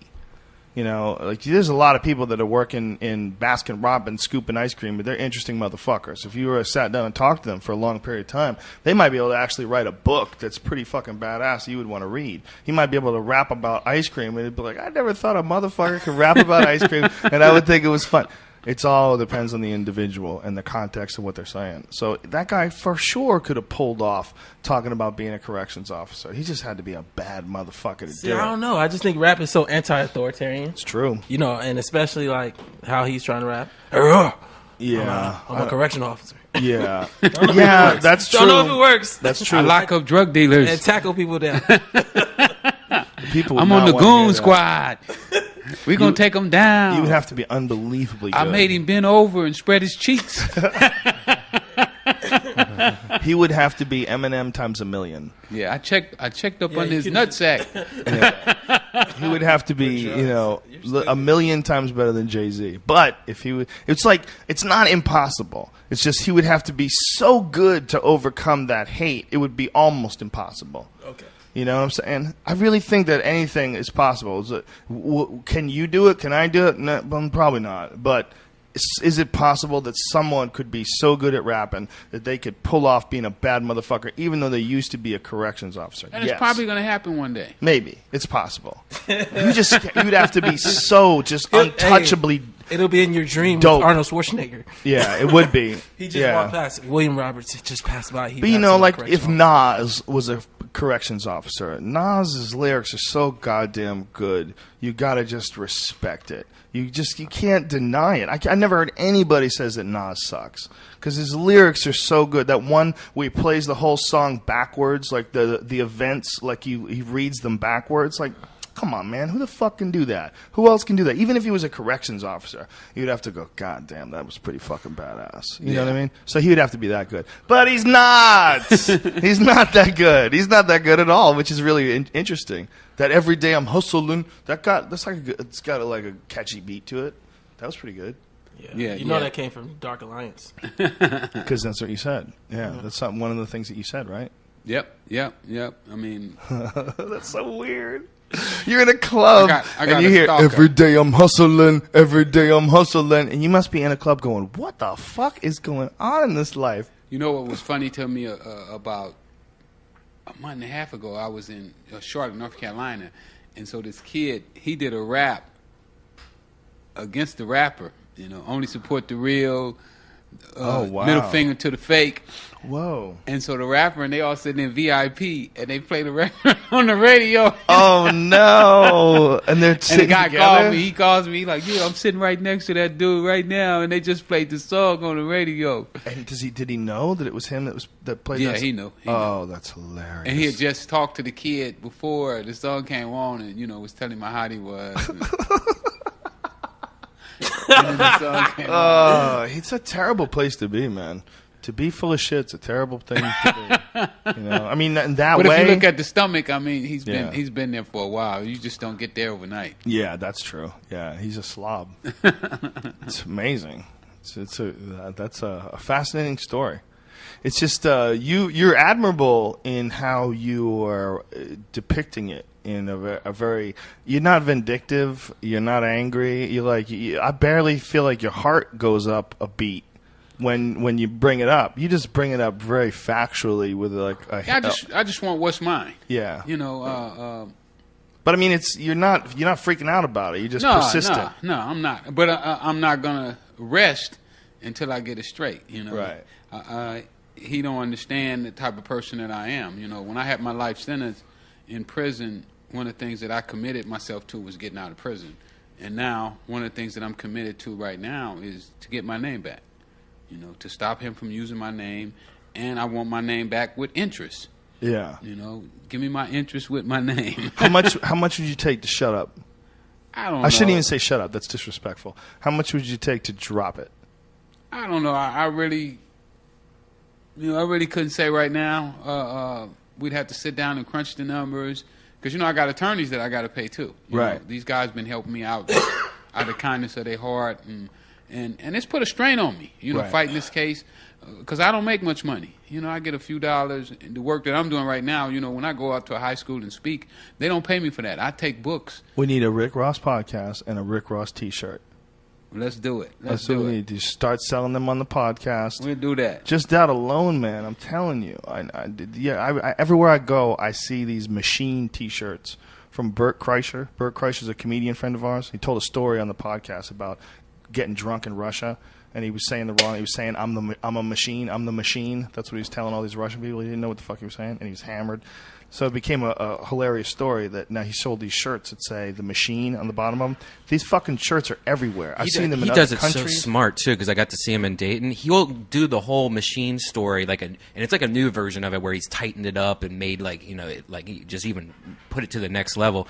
And then when he's done, he's like, "And I have machine shirts out front." And then everybody after hearing that amazing story is like, "Hello, bye." Yeah, you can't go wrong. I bet he gets rid of thousands of those fucking things. And where I go, I see those Death Squad shirts. I see Death Squad Squad shirts at every one of our shows. I see Death Squad shirts at UFCs. I see them constantly. Did you see it last night on TV? It was on America's Got Talent. One of the bands was wearing a Death Squad shirt. And Wow. Yeah. I got That's hot. Pull that up. Pull that Yeah, up. See, that's what I'm talking about. We need a Rick Ross T-shirt. We need a Rick Ross podcast, a Rick Ross T-shirt. Just that alone, man. Just that. Again, you need to get that started yesterday, for real. Because you can talk, man. You're an interesting dude, and I see what you're doing on your. Oh, that's hilarious. Yeah, it's just American Hitler Cat on NBC. That is that is hilarious. And I saw what you're doing on your website as well. Your website has a lot of news and a lot of news about shit that's going on in the world as well. Like you put like little blurbs of things that are happening on your website, and people that you're involved with, absolutely, clients, right? I want to be informative. You know, I want to let the people know, because I believe that just like you're doing, there's so much bullshit out here that I want to cut through the bullshit and help the people get something that can help them. You know, but I think the most important thing is for us to get our country back on track. Yeah, I mean, I love the way America used to be. You know, and right now I'm not happy with the way it's going. I'm not happy with fake it till you make it. You know, just be around the people with money or right now, these people would rather hang out with somebody that has money than to go out and try to make some money for themselves. So we got to change that. You know, we got to change it to where you are a star. Everybody's a star, and everybody should be treated like one. I don't think that you know, this guy's a bigger person than you because he has money in the bank, or I'm smarter than you because I don't have any money. I think we all created equal. We all have talents, and that we just have to explore everybody and give everybody an equal opportunity. That's a beautiful idea on paper. My problem with the way this world is screwed up is that it seems like the debt is so considerable, it's almost like the whole thing doesn't make sense anymore. I don't understand finances that much, but when you start talking in the trillions of dollars of debt, and we talk about like what the interest rate is, and you talk about like how much people will be paying off, and where Social Security coming from, and when you start like looking at those numbers, it's almost like this just seems broken. It is broken, but the only way it's going to get fixed is we fix it. If we don't, it's going to get worse. Does it have? Yeah, but that's what I'm worried about. I'm worried about, does it have to fail before it can be reinvented in a more productive manner? Is that like the destiny of this culture to fail? It has already failed. It seems like it has. I mean, if it hasn't, if they don't consider it failed right now, we have over 2.3 million people in prison right now. Yeah, we're the biggest incarcerators in the world. If that's not a sign that you're failing, then what is? But what's insane is how many of them are in there because they didn't sell a sanctioned drug. They locked this person in. It's not like it's not drugs for sale. It's not like you can't go to CVS and get fucked up anytime you want, especially if you have a prescription. But even if you don't have a prescription, you can walk into CVS and just drink till you're dead. You know, no problem whatsoever. But if someone's selling some unsanctioned substances and there's a demand and a supply, and these dudes selling OxyContins, these fucking guys living behind velvet gates. You know, no one's coming after them. No one. They're just collecting. They're just watching zeros. They're just sitting in front of the computer, logged onto their account, watching cling, cling, cling. It's like a lottery bell going off. And now here they giving kids prescriptions because the kid is moving around fast. They got some drug that they're giving them. And sure, Ritalin. Ritalin is famous. They give kids that are hyperactive, but they're doing Prozac on young kids. You know, there's my next door neighbor. They were terrible parents. Terrible parents. Their fucking kids were always screaming at each other, and they didn't know how to handle it, and they would scream at each other, and there was a lot of nonsense going on. The kids just were fucking haywire. They were haywire. And then they started drugging them. It was crazy, man. It was crazy to watch. It was like all of a sudden the kids would just be like looking at you. I would leave the house, and they would be bouncing off the wall. You'd try to pull out of the driveway. Excuse me. They're fucking in the street, jumping off the car. You know, but that was normal at least. That was like what crazy kids do. No, that's what kids do. Then you pull your car out there and you see zombie kids.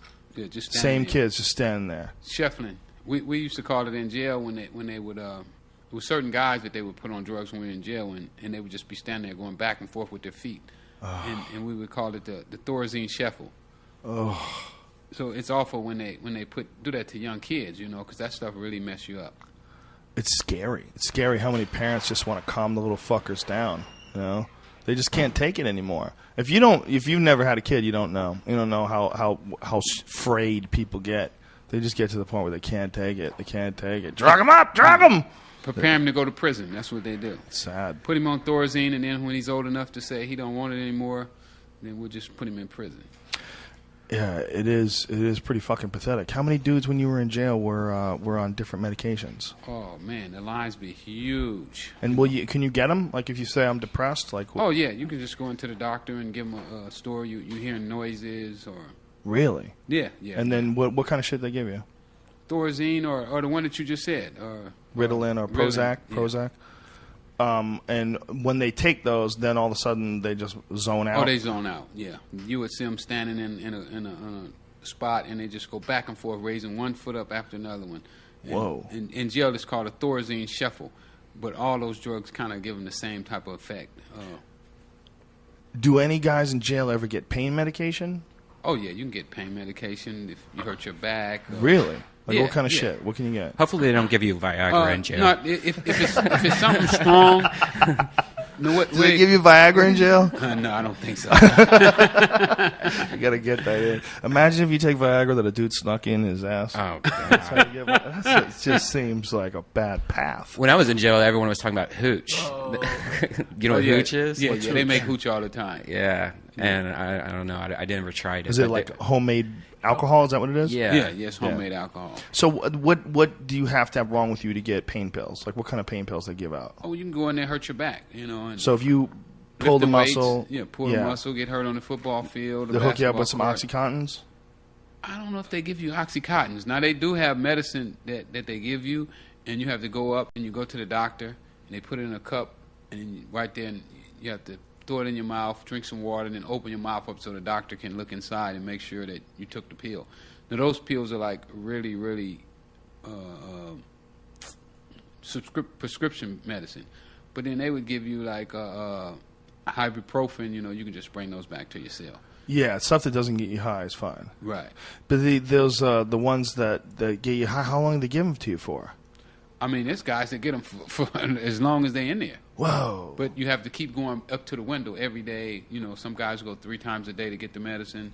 But what they'll do is some guys, instead of taking it, they'll put it under their tongue and get back in the unit and sell it. That must be a skill you develop, how to tuck it and hide it and move. I don't know. Yeah. If you do it for a couple years, you perfect it.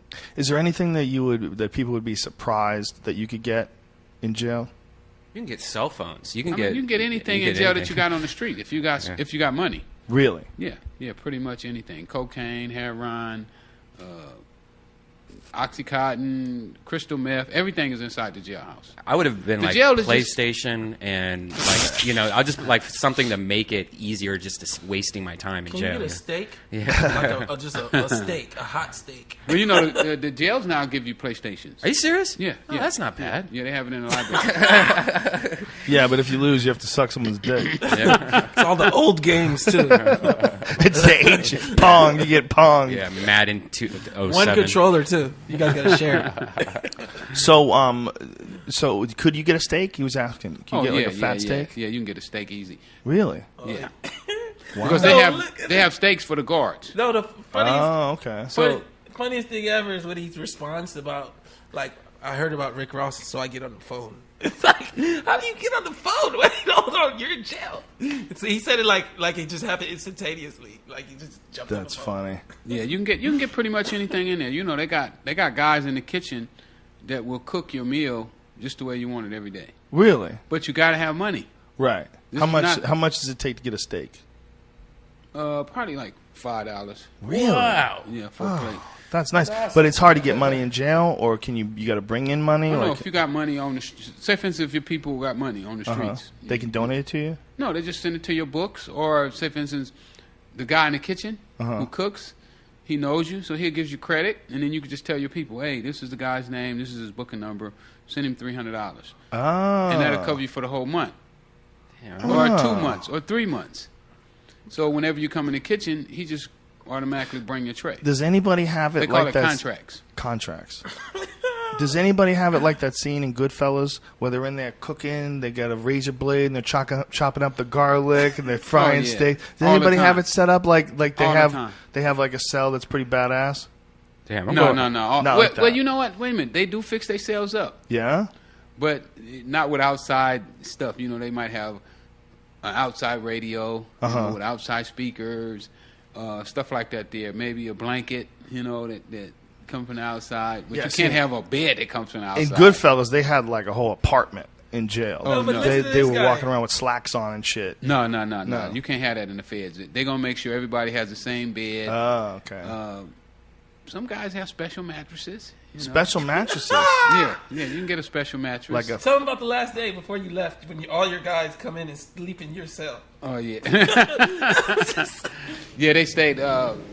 My last night that I left at like 4 in the morning. So about 7, 8 guys, that I studied with and like my best friends at the institution, we just hung out all night, ate chips and talked and, talked about what I was going to do when I got out. And just a going away party.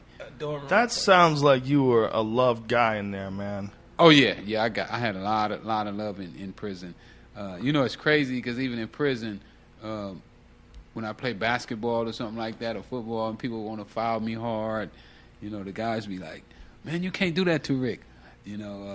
I mean, even right now, it's guys on the street that want to hurt this dude. Wow. They come up to me all the time in L.A. and like, man, when I'm gonna see him, I'm gonna punch him in the face like Snooki got punched in the face.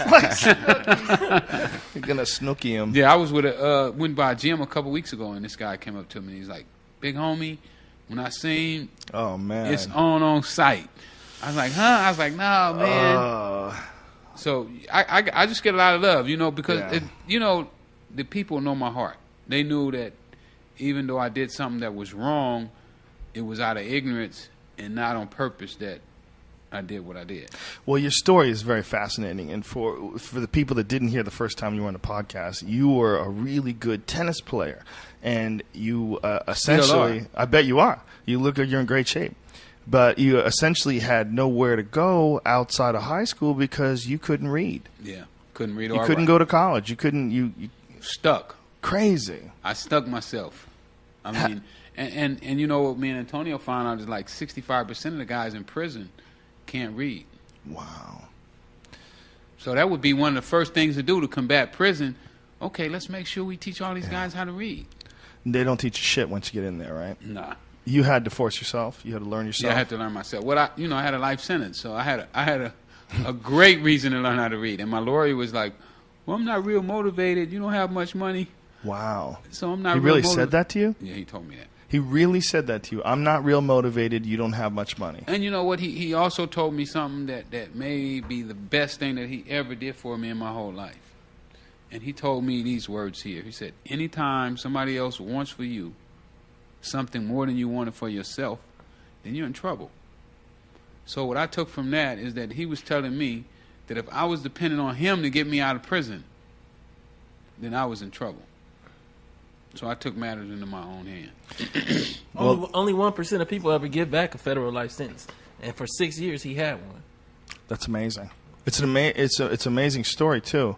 It's amazing how the whole thing transpired, and the fact that you didn't know how to read when you first started on your journey to try to figure out what was wrong with your case. That's incredible because I mean you literally from the ground up had to do it. I did from the ground up. That's why I know that just about anybody can do it. And what was it like before you could read? When you were 28 years old and you would see like some shit written somewhere, what did it look like? You gotta remember he was rich too. Yeah. So he has to read a lot of things as a rich person. Yeah, right. Well, a lot of times I faked it if it was somebody around. I faked, that I could read. Right. I would look at it as if I had read it and then would pass it on to them. Like say for contracts, when I would go buy a house. Well, I would look at the contract for a little while and try to figure out in my mind how long it would take a person to read the contract. That's hilarious. And then I would hand it to whoever was with me and tell them to read it and then ask them, "Well, what do you think about this contract?" And then they would give me their opinion. "Well, I think this and I think that." And then I would come up with my own decision from there. So when you were looking at the pieces of paper, what were you thinking? Just 1001, 1002. I wish I could read. I wish I could read. 1004. I wish I could read. I should have studied. That's such a Why couldn't I learn how to read? What was wrong with me when I was going to school? Did anybody around you know that you didn't have to know how to read? I don't know, because I hid it. And you know, when you got money, what you find out is you get a lot of people around you that just, you know, right, and tell you what you want to hear, and they don't question. Right, and they can handle things for you, too. Yeah. So you just relied on that. Yeah. What did it look like when you looked at, like, if you looked at the cover of this Rolling Stone and you saw all these letters? I can't remember now because I can do it. I don't know if I would have looked at a Rolling Stone. Really?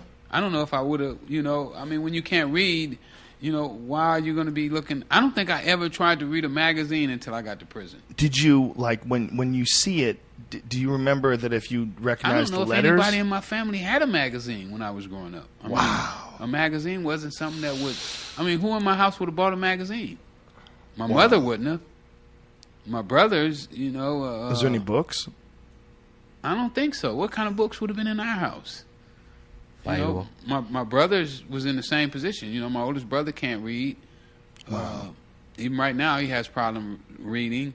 My younger brothers could read, but I mean, what was they going to read? You know, they're going to follow in my footsteps and my older brother's footsteps. So I don't think that we had books in our house. And we got to remember, this is like fresh off of Jim Crow. This is 5 years off of Jim Crow. I think even though we say Jim Crow ended in 65, 66, it probably didn't set in until, you know, the late 70s. Right. Yeah, it's kind of crazy when you wrap your head around people saying that people need to pull themselves up by their bootstraps. I don't think a lot of people understand how bad it is in some areas, and they can't even wrap their head around what it is like to grow up where no one else can read. Yeah, it is, or no one else tells you that you should read. You know, and in our neighborhood, the guys were telling you, "You crazy for reading." You're crazy for reading. Yeah. They're gonna tell you, man, get you a snatch bar. You know, go get you a hoe. A snatch bar? That's what they call it? Yeah, a snatch bar is a piece of equipment that they use to steal cars. Oh. They snatch the ignition out with it. I thought that was a girl you were talking about. Oh, like a snatch bar? No, the hoe was the girl. He said, go get you a hoe. I was like, the that's hoe another. was the girl. Did you know what he was talking about? Yeah. Snatch bar? Mm-hmm. Brian's totally gangster. The hoe was the girl, you know, because we stayed on Figueroa, so. Right. Man, get you a hoe. That's how just put the book down. You're being silly. Yeah, and you're not going to make it. Get you a sack. Wow. You know, slang. Get you a pistol and rob. How many people around you when you were growing up, were not doing crime? Where I was growing up at? Yeah. I don't know. It was just constant everywhere. Yeah. Crime was accepted. In my community, crime was accepted. That was one of the things that they were really fascinated about me lasting so long in the drug business, is that my neighbors allowed me to do it. I mean, my neighbors could have had me arrested immediately because they knew what I was doing. I've even had neighbors to, one time I stashed some drugs inside a brick wall in between my mom's house and my neighbor's house, and it fell through the fence into her yard. And so she picks up, well, I don't know, maybe like $200,000 worth of dope. Oh, my God. And takes it in her house. And then she tells my mom, tell Rick to come by here and see me. And so when I come, my mom say, Mary Joyce said, come and see her. And instantly I knew what it was. You know, instantly. So I go over there and I was like, you know, I got my head down, you know, all set. Because this lady is like my auntie, you know. We grew up next to her. And then she says, I got your bag in the room. Whenever you get ready for it, just tell me to bring it to you. Whoa. So, you know, when I go get the bag, and then the next day I have guys to come over and do like a $5,000 paint job on her house, you know. Nice. Go paint that house. Nice. That's a smart way to handle it, man. That's the diplomatic way of keeping the community happy. Yeah, you got to. And that was the kind of goodwill that I got in my neighborhood. Now, she was anti-drugs because her daughter was on drugs. Was on drugs before I started selling drugs. Her daughter used to be on PCP and was all strung out. But she respected what I did, and she allowed me to conduct my business in her neighborhood. But I ran it respectfully, too. You know, wasn't no guns, wasn't no gangbangers. Wasn't nobody going to get robbed over there. You know, I made sure of that. You're not going to come over here doing no robbing. How did you keep it so civil? How did you avoid the normal pitfalls? Well, I was willing to do whatever it took. You know, I was the police around here. I policed my neighborhood.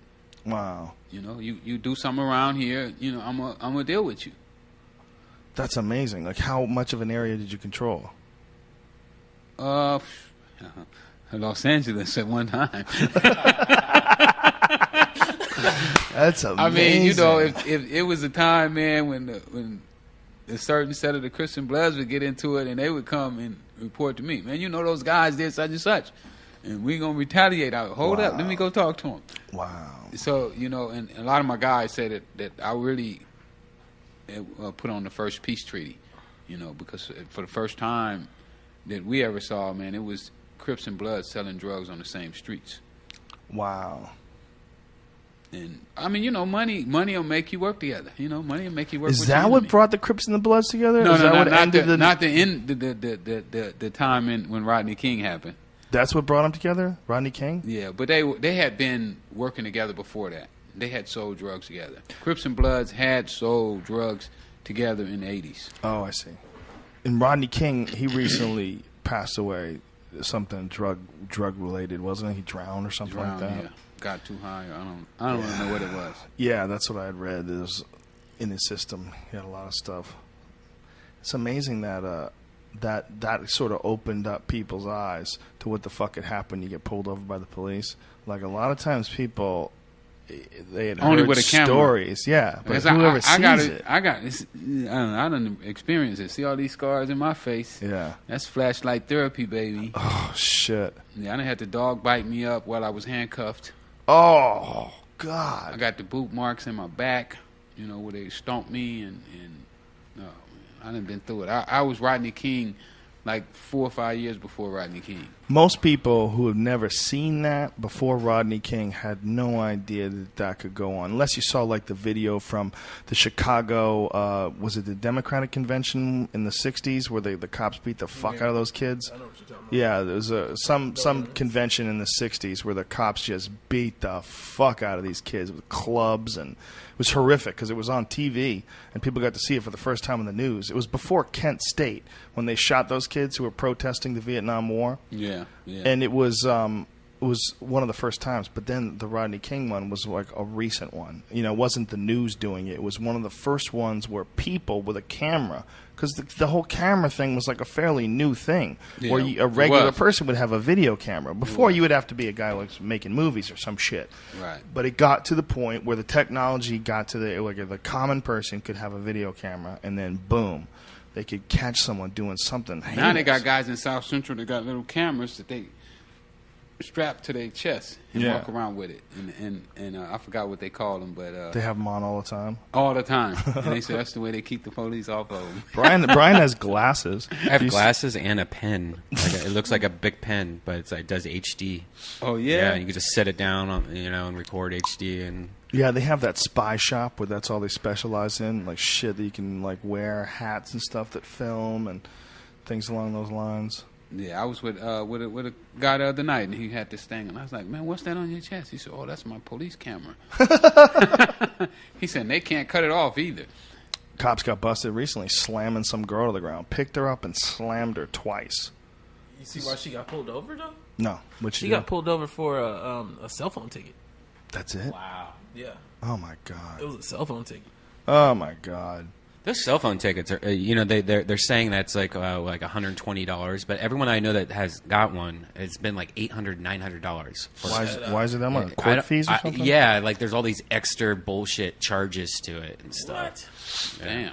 Well, I guess that's why they slammed it to the ground. It was an $800 ticket. Bitch owes money. Pay up. That's ridiculous. Pay up, the enforcer. I think cops are used to doing that. I think they've been doing that since the beginning of time. Have you heard of that one cop that they found in Florida that might be a serial killer? Yeah, with the wife. No, different guy. I know that guy too, but another guy who pulled over two separate people. Said he brought him to the Circle K and dropped him out. And then there's no video at the Circle K. The security camera does not show him or the guy there. There's no evidence of him making calls that he allegedly makes. And he also runs like searches on these people and says that he doesn't even know who they are. Like, I don't even remember meeting anybody. Wow. Like, I don't know. Like, he's got like 3 different stories. I found the car abandoned. Like, he's got all these different stories. But meanwhile, both guys are completely off the face of the earth. They've vanished. And there's just people that he just pulled over for speeding or for whatever. Dexter Morgan. Yeah. Yeah, one guy is like, his there. mom was like interviewing. She's like, he would definitely call me if he was alive. I was like, wow. Yes, I heard that. That was Yeah, that one's was black, exactly one's the one Latino. I heard. Yeah, the Latino guy didn't even speak English. They were both from Mexico, and him and his brother were separated. The cop took his brother, said he's going to drop him off at Circle K. Just kill this motherfucker. Just probably. Who knows? You know, I think human beings, when they get into a position of power, they lose objectivity and they start looking at it as a us versus them thing. You know, I don't know, Joe. I think that's a pessimistic view a little bit, because I look at Rick and I think that one of the aspirational parts of him is that he got into power and he shared it. I mean, it's not everyone, sure, but I think for the most part, that is how people behave. I mean, that's how cops behave. It's not every cop that behaves like that, obviously. I know a lot of good cops, especially from jiu-jitsu, from martial arts. I'm always around cops, and I know a lot of them that are really cool, but I know a lot of cops that are cunts, you know, and it just is what it is. And I think the ones like this serial killer guy, you know, and the ones like the guy who slams those people on the ground, I mean, those guys exist, you know. It's and they have absolute power. Yeah. But how about the fucking kid who was handcuffed and shot himself in the back of the head? Yeah. In the car, in the police car. In the back seat of a police car. Handcuffed. They didn't find a gun on him, but he had a gun. So he pulls out the gun and shoots himself in the head. Wow. Like what? And I think it was for like a DUI or something crazy, right? It wasn't even like anything that serious. It wasn't like he was going to go to jail for the rest of his life. Not that, you know, a DUI isn't serious, but I don't know if it's serious enough to get you to kill yourself. Yeah. I should actually say what the fuck that is. I should Google that. Man, handcuff. I saw Louis C.K. last night at the Improv. Yeah? And man, that guy is rolling around like a rock star now. He sold out 2 shows at the thing, and then went to the Comedy Store and sold out the main room in 20 minutes. Yeah, and he had a midnight show, and I think he like sold the tickets like in cash at only. the door. Cash only. That's hilarious. And wow, man, all new material. How was it? I wasn't even allowed in the room. That's how crazy packed it was. I couldn't even look in the room at the Comedy Store, which is, if you know the Comedy Store, if you're a regular there, you usually can like sit in the back or like look in the back. Couldn't even do that. It was too packed. That's amazing, man. But everyone said it was amazing shows. Yeah, Ari asked me if I wanted to go, but I was too tired. I'm trying to find out what this kid did. I don't know. They're just this. I don't want to keep looking, but the whole thing's crazy. Like a person could handcuff, shoot themselves in the temple. I mean, well, and Joe, that's part of that is the danger of this rapper. And we did an article on Loop 21 called Rick Ross, Hip Hop's War Against Black Men, where we really talk about the danger of putting out these perpetual criminal black man images. Yeah. And we looked more at Trayvon at that time and just discussed the reality. This is an interview of me and Rick, and we discussed the reality of when you put that image out, how it creates fear-mongering, not only amongst the cops, but also regular citizens like Zimmerman. yeah. And people just have that already in their head when they see Trayvon with the iced tea walking home. Absolutely insane. Yeah, it's the perpetual criminal image. Really, in like the way it entered into white society was gangster rap in the 80s.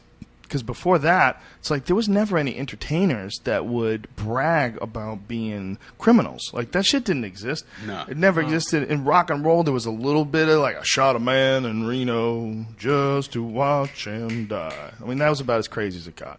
You know, it never got like NWA. I mean, I remember I was a kid and I was listening to NWA while I was on a stair climber, and I was like, "This is the craziest shit I've ever heard." Listen to what the fuck they're saying. Like, this is nuts. Like, they are just out. And I was thinking, man, society is going down the shitter. This is craziness. Absolutely. And then you look at that cover and you come back to the question that you asked. Why does he have to look like that? Right. Was that the whole photo shoot, or was that just the craziest shot that they found in the photo shoot? At least he doesn't have a gun on him. At least he's not like holding a Yeah, diamond-crusted gun. Come on, pull up your pants. Yeah. What is this Put on a sagging shirt, thing, man? Put on Come a on. shirt. Yeah. and just take a nice picture. What he say? He has a lot of guns. Take a nice picture. Take a nice picture for church. Go to Owen Mills. His fucking underwear photo. Look at his underwear. It's so Just- silly. What that picture is I don't care. But they And do the have a thing picture is- of him in there in his uniform. Watch. In his correctional officer uniform. Oh, do they really? Yeah. They do. When he get his award, you know, he was the best CO at the academy.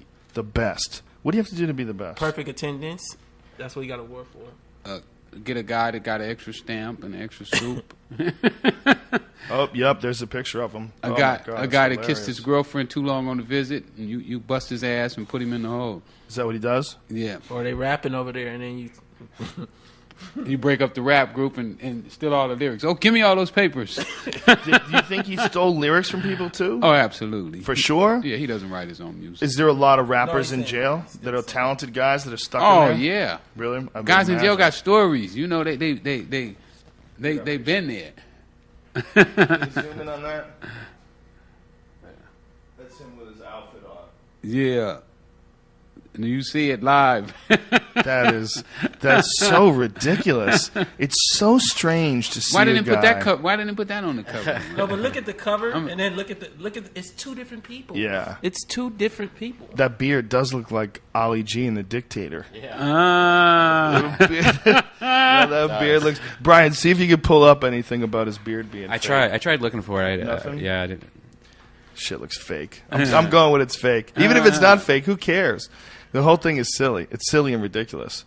Listen, man, I hope the one thing that we got out of this podcast is we started the Rick Ross podcast. That's what you need to do. And by the way, just call it the Rick Ross podcast, and this fool is going to get you millions of listeners almost immediately. And you could spell it out at the beginning of every podcast. Just nice and clean and simple. If you go into this podcast thinking that it's Rick Ross the rapper, you've been misled. This is the real Rick Ross that Rick Ross the rapper ripped his name off from. You know why? Because I was one of the most successful drug dealers in the history of the United States, and I went to jail, and he thought I was going to jail for life. But I learned how to read in jail, and I got out because I found a hole in the fucking case, and now here I am on the Rick Ross podcast. Boom! That's the beginning of every episode. They would listen to that, and then every kid who would listen to it, who was probably a Rick Ross fan, the fake guy, the rapper, would listen to that first couple seconds, just you saying, if you thought this was Rick Ross, the rapper, nope, this is the dude that Rick Ross stole his fucking name from, the real Rick. People would be like, what? Stole his name? And then they get out their phones and start Googling shit.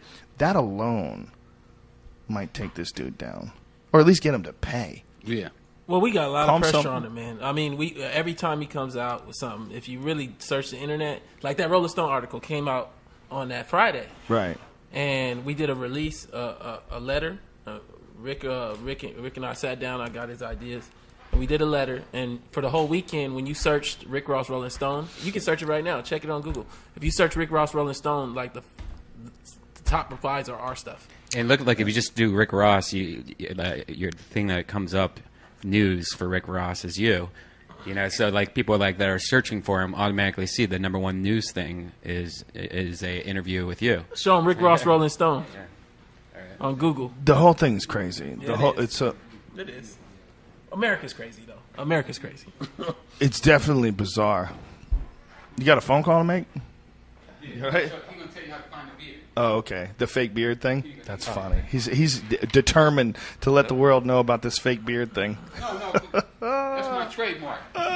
He stole my trademark. The beard as well. The name's not enough. He went and got a fake beard. If you find out that beard is fake, that is you so finna see right now. You finna see. I haven't seen Just this. that statement, you finna see. Oh, man. I can't wait. I can't wait to see it. God, I hope it's really good. Did you find it, Brian? You know what to search for now? Oh, I gotta see this.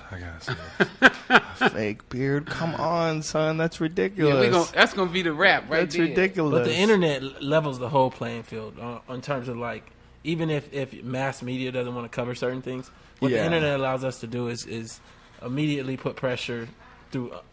Oh, wow. When did you notice the most Look at this. impact? Look at this. That's not. Is that him? No, that's not him. That's not him. Ross. That's how you do it, I guess. That's how the style of how you do it, how you fill it in. Oh, we'll go to him, man. Let's find him. This is just a dude getting. I think this beard is trimmed. what they're talking about. No, like what they're saying is how you fill it how in you if do if it isn't coming in all together. Oh, okay. You add What you shit use. to it. Yeah. Yeah, but we got to see him do it though. I don't think they have him do it. I think they just, Oh my god. Oh, there's no actual Rick Ross footage of him getting his. No. Okay. Damn. We're just speculating. That's not good enough. You want facts. Yeah, we got to find out the actual facts. We can't just talk shit on the dude. There's enough shit to talk shit on anyway. I mean, how is this guy sagging? Look to at it? this. Oh, Look at the see, they're stuff putting- they use. Oh, they're putting paste on his face. That's like that spirit gum that you use for like fake mustaches. That it looks like, which is like a really sticky. Old men use that on their head. Yeah, glue, and then it looks like they're. No, they're gluing some fake hair on this fool's face. Oh wow. This is not just like the spray on hair I've never shit. seen this. This is like fake actual hairs are in there. Oh, this is crazy. Oh, that's disgusting. That's exactly how it. Look how stupid that looks. Yeah, that's exactly how he does it, though. I mean, it's. But look how stupid that looks. Who would want a beard that looks like that? A superhero. Yeah, that's like a wax figure. It looks Wow, perfect though. that's Look. so weird. That's so weird. Look at that booger. That is a very That's how strange you get thing. a perfect beard. That's a strange thing to do with your fucking time. See, I don't even want mine perfect no more. Yeah, you're better off the way you are. That looks like madness. Yeah. That looks like a crazy person. Like he's determined to get that shit perfectly smooth. It's creepy. What is the best thing that's come out of this, man? Well, out of my whole life, the best thing that's come out now is that I'm able to go back and tell kids the real story, you know, how a person can go from being a tennis player to selling drugs, you know, almost overnight. You know, one day I was a tennis player and the next day I'm a drug dealer. So it's not like they tell you that this big mean monster is going to come down and start you to selling drugs. One of my best friends started me selling drugs. He showed me cocaine for my first time. He explained it to me. He sold me on the idea.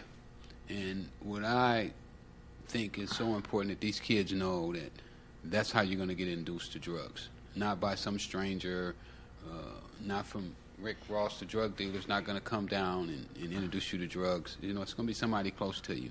So I think with me using my experience and my story to educate the world, you know, I believe that we definitely need educating.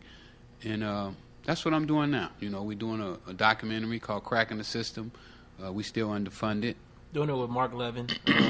Mark Levin is the HBO director who just did Prayer for a Perfect Season and Lost on Long Island, Hard Times. It's nominated for some Emmys. We expect to get some Oscar nods on this documentary. It's that powerful. There's so many different facets and phases of your life. It's so interesting to have your, you know, run in Los Angeles phase, to being incarcerated with no hope of escaping phase, to figuring out how to read phase, to now educating kids phase. This is, I mean, what is it like to be at this phase of your life now, like reflecting back on all the madness of the previous phases? It's like, wow, you know, this is what you had to go through to become who you are today. You know, had I not went through all those scenarios, had I not been bitten by the dog, beaten in the head with flashlights, had drugs planted on you by the police, could I be able to rationalize all the things that I ration with right now? You know, being able to sit in prison with a guy that you gave his first drug to, and he has a life sentence. And at one time, we both got life sentences. You know, this guy wanted to be like me so much that he not only copied me, but he also went to prison with me, had a life sentence with me. We walked the track, and then I have to walk, when I walked out of prison to leave him there, all these things shaped me for who I am today. And I believe that that's what gives me the ability to be able to walk in a boardroom with an Ori Emanuel or Jeff Bird or Michael Linton, and then I can leave from there and go to South Central to Watts and go to Jordan High School and sit there and talk to the kids. How many dudes get out after long stretches like that and they become institutionalized and they can't take the regular world? I think it's a lot. I mean, even myself, I was institutionalized when I was in prison. I mean, because I functioned in prison at a high level. You know, prison didn't affect me. You know, like right now, even when I got into it with my PO and he was talking about sending me back, I was like, send me back for a year. A year is nothing. You know, I can do a year on a handstand. You know, so I believe that it's very easy to get institutionalized. It's very easy to start to go with the flow, start to like being there, to say that the world on the outside is not real. You know, that being in here is what's real. I mean, I had a friend I just heard a couple weeks ago. He did 20 years flat with me. We started out at the same time. Matter of fact, he started out a little before I did. And before that, he did juvenile hall and had been incarcerated all his life. Well, just the other week, he went and did one of the stupidest crimes that you can't believe it. He almost had a life sentence for crack cocaine. He went and sold somebody 2 ounces of crack cocaine, I hear. And now he's back in jail, and he's looking at a life sentence all over again, or 20 years. God damn. The guy, and the guy's intelligent. This guy graduated from college. So while he was in prison, he went to college. He got degrees. I mean, just a brilliant guy. But did he move right back home to his like own old stomping he did. ground? He had nowhere else to go. Where was he going to go? Yeah, I know. I mean, you know, you get out of jail, you do 20 years, you don't have anything. You don't have anybody. I mean, you know, he was lucky that his father took him in, and you know, he just slid back in, you know, to what he knew. You know, I think drugs becomes like a crutch for the seller, you know, where if something goes wrong, he knows how to fix it, and that's go out and sell him some drugs. And, you know, now I got a place to live, I got gas in my car, I'm eating, I'm respectful again, you know. Do you think that any of that could ever be stopped? Is there I mean, you must have spent a lot of time thinking about the whole system of illegal drug trade and, you know, what got you into... Is there a way to ever stop that? Well, we're going to have to give real opportunity, not fake opportunity, like so many people are selling right now. You know, so many people right now are selling us fake opportunity when there's really no opportunities. There's no manufacturing jobs. You know, they send all our jobs overseas. I mean, if you want to be a operator, you got to go to India. You know, so what we're going to have to do is figure out how we can make our people feel important again. How do you make a person feel important? Can that stop drugs, though? Can that stop the sale of drugs? And if drugs are illegal, are they always going to be wanted? Is it always going to be a market for them that's a criminal market? Absolutely. I believe that the only way we can solve this drug problem is with education because, like you said, as long as there's a demand for drugs, there's going to be a supplier. Once we end the demand, then the suppliers will automatically go away because they're not going to be standing around holding drugs that nobody wants. Right. You know? So we got to educate people. That's a high level of education, the point where they don't want drugs. Because even this motherfucker loves drugs. He's always getting fucked up. I think that there's one thing inside of what Rick is saying that's very powerful. And we got to realize that when the seller is selling, his drug isn't only the money. It's the power and the respect. And if you can find an alternate way for that person to, I'm not saying get the same level of respect, but be respected, then you can give them an alternate route that isn't as dangerous. They might choose that over the extra money. Oh, for sure. Right? Yeah, well, absolutely. Everybody would most certainly choose a karma-free form of success over success that involves like real dangerous shit and going to jail and getting shot. It's just how do we get people to aspire that high? I mean, we gotta do a lot of work on the culture of this country, of the way we raise human beings.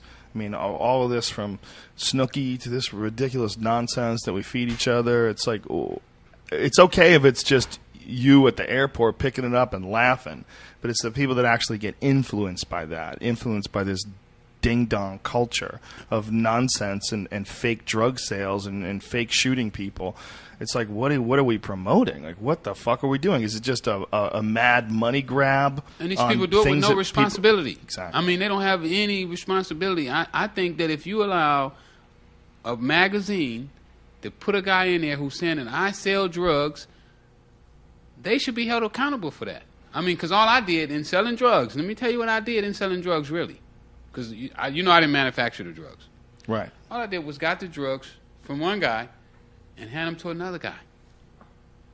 So if you're handing off drug information, then you should be liable for that type of information. If you're putting out records where you telling kids to go out and sell drugs, to parlay that into a record career. And it's funny because that sounds outlandish. Yeah. But like when we look at NWA, you talked about them earlier. The FBI went after NWA when cops started getting shot up after NWA came out with the cop killing song. The FBI had made an attempt to charge NWA. Wasn't that Ice-T, actually? Wasn't that Cop Killer? But they had one, too. Yeah, they had a Cop Killer song, Fuck the too? Police. Fuck the Police. Yeah, and then... But the FBI went after Killers them under the concept that they're perpetuating image they're putting out that's making people do this, and the same thing goes. That's what... Well, it should go. It should go. It should go, but they're making money off the drug trade in a sort of a peripheral entertainment-based way. Right? That's what it is. Yeah. So they really are making money off the glamorization of the drug trade. But you forget the other part of it, which is, I mean, sometimes you see, I don't know if you've ever seen where they'll rip down a building just to create the jobs that build the building back up.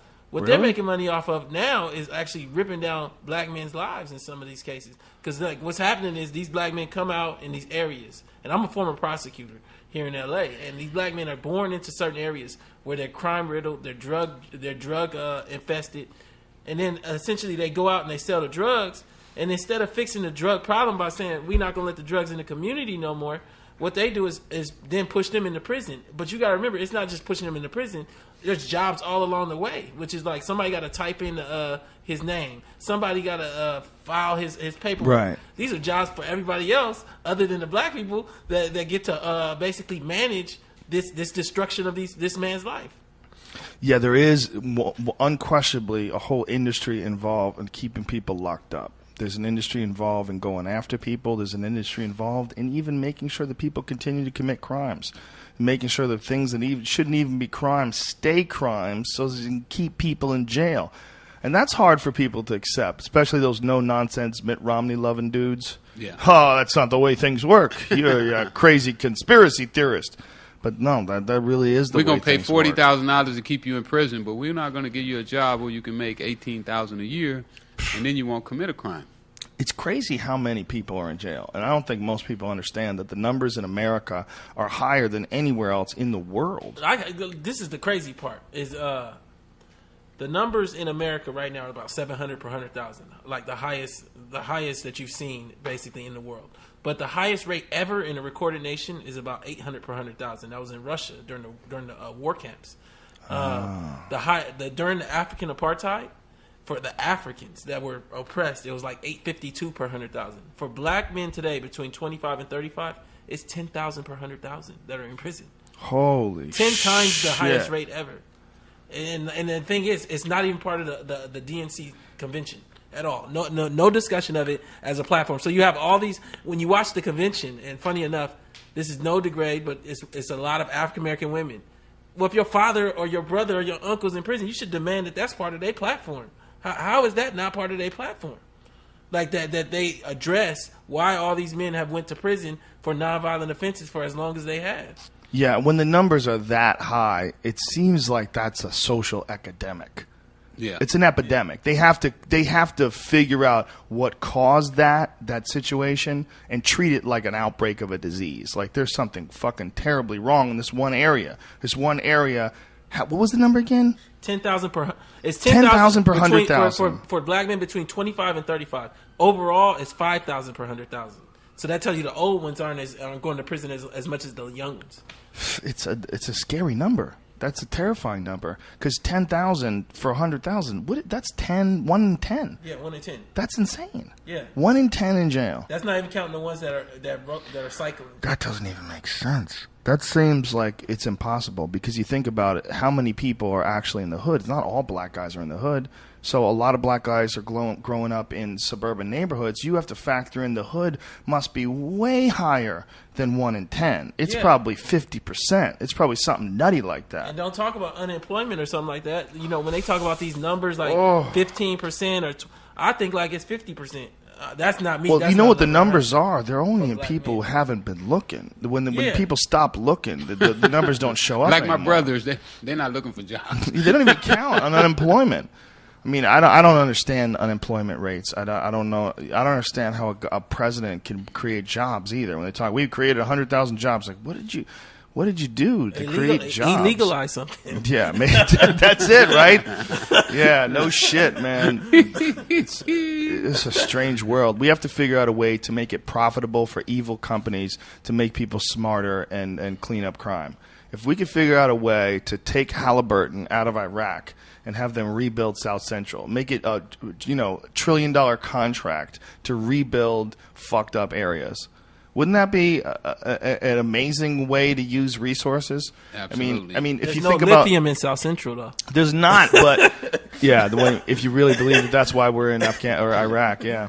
If you, but you got to think that there is got to be some benefit in the resource of human beings and developing intelligent human beings. Joe Rogan, this is a country that had slavery.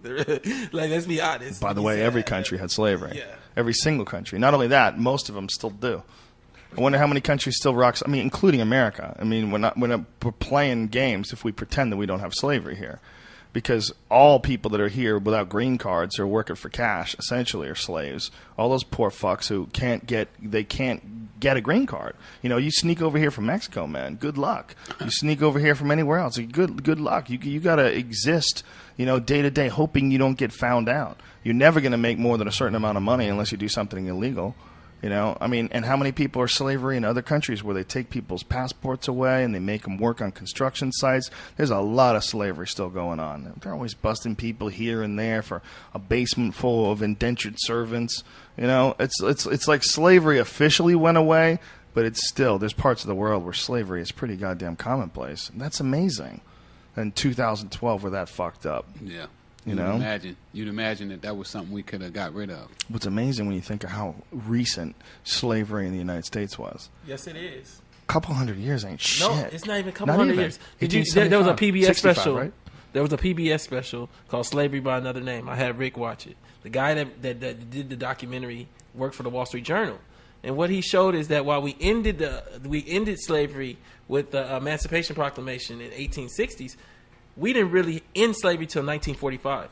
That's when the FBI, when you said, my brother is being held as a slave on this farm, that's the first time the FBI went and investigated it. So for 80 years, they just let it go? They just let it go. And then this is the kicker. He showed that between 1865 and 1960, only one white person was ever convicted of a murder of a black man. One time. Whoa! And these are the Democratic National Convention again didn't talk about any of that. Whoa! They didn't see the documentary. Oh yeah. There's people that will get angry when someone talks about reparations for slavery. But if you don't think that the culture needs to put a certain amount of emphasis on something that happened in the previous century, that if that's really 1940, the previous century that might control like the fate of millions and millions and millions of Americans that are in fucked up situations. It just seems like to me, I've always said this, I'll say it one more time, the society's stronger when you have less losers. It would seem to me that if you really wanted to make America better, you don't go to foreign countries. You take all the kids that are growing up fucked up and you figure out a way to get them counselors. You figure out a way to bring in sports. You figure out a way to get them education. You figure out a way to, it seems to be way cheaper to do that than it would be to go to Afghanistan with tanks. You would sentence cocaine worse than crack then, too. What's that? I said you would sentence cocaine worse than crack too. That seems like logical as well. That whole thing is silly, isn't it? Crack is worse than cocaine as far as sentencing, right? It was 100 times worse. They moved it to 18 and didn't do it retroactive. 100 times worse. It was sentenced 100 times worse. So to put it in context so people can understand, for 5 little rocks, you got sentenced the same amount as if you had half a kilo. Whoa. That's crazy. And it's not just about the size of it. It's the realization that only a few people will get to a half a kilo level of cells. Everybody does this 5 rock cells level. So it was just to pull crackheads off the street at will. They could just lock everybody in jail as long as they wanted to. And when were private prisons introduced into the society? Probably around 80, 89, something like that. We should 90s. find out, huh? We should know.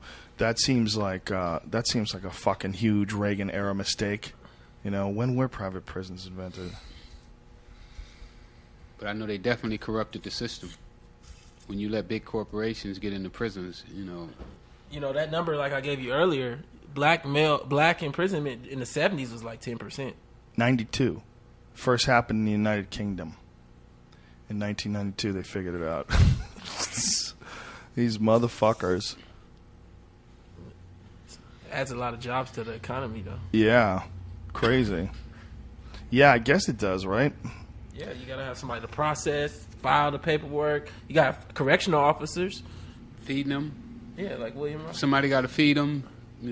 Grow the food. Even though they grow the food themselves, but they won't feed that food to the prisoners.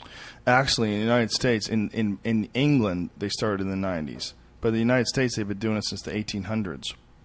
Beginning in 1868, convict leases were issued to private parties to supplement their workforce. And that's part in this documentary, Slavery by Another Name, as well. What they showed is that Chase, J.P. Morgan, after slavery ended in 1865, what they did effectively is they would make it a crime for you not to have a job. It's called vagrancy laws. And then once they captured you, they would give you like 3 days. But once you couldn't pay that, your fees made it so like it was just longer and longer. And then they would throw you in the mine to work it off, and then you would die in the mine. That's essentially what they're saying here. Yeah. They're saying that farmers and businessmen needed to find replacements for the labor force once their slaves had been freed. Yeah. So beginning in 1868, convict leases were issued to private parties to supplement their workforce. That's fucking crazy. They just found a loophole. They made people go right back to slavery by just locking them up in jail. So jail, really, essentially, private prisons are an offshoot of slavery. Yeah, it really is an extension. There's of slavery. something called the pig law that was, and it's funny because the number is more important than the name of the law. The pig law, the minimum sentence, if you were a black guy, you stole a white guy's pig, you were given 5 years in a felony status. Well, the mandatory minimum for crack is 5 years in a felony status. Oh, wow. So I mean, they're not too genius with it. So what happens was what they did this in the 1860s after slavery was instituted, was made illegal. But then in the 1980s, that's when shit kicked into the next level, and that was the crack epidemic. The crack epidemic actually opened up the door to ushering a new era of private prisons. Absolutely. It's amazing, man. They realize they can make money. Yeah, absolutely. And then if you look at this music doesn't help because it perpetuates and it almost like it's like Viagra with sex. You listen to this music, you become a little violent, angry little person, and then you do something that you normally might not do if you listen to Marvin Gaye. It's true. It's a good point. You won't hurt nobody listening to Marvin Gaye. Yeah. The modern private prison business first emerged and established itself publicly in 1984 when the Corrections Corporation of America was awarded a contract to take over a facility in Hamilton County, Tennessee. How much would it suck to go to jail in Hamilton County, Tennessee when these motherfuckers passed that law? Yeah, they would put you in this mine, and then you wouldn't even see the light of day. And the thing about being a prisoner versus a slave, they said, is that at least as a slave you were property, so they had some value for you as property. But when you're a prisoner, they just throw you away. So then they treat you worse. Unbelievable. They would just call the jail and tell them, "Oh, he died." Yeah, prison is worse than slavery. We need another one. Because there's a benefit for you being able to work to be healthy. So there's a benefit in them feeding you and keeping you alive. Private companies in the United States operate 264 correctional facilities. Holy shit. Private prisons, there's 264 of them in this country. They house almost 99,000 adult convicts. This is insane, man. That's crazy. That's a scary, scary, scary statistic.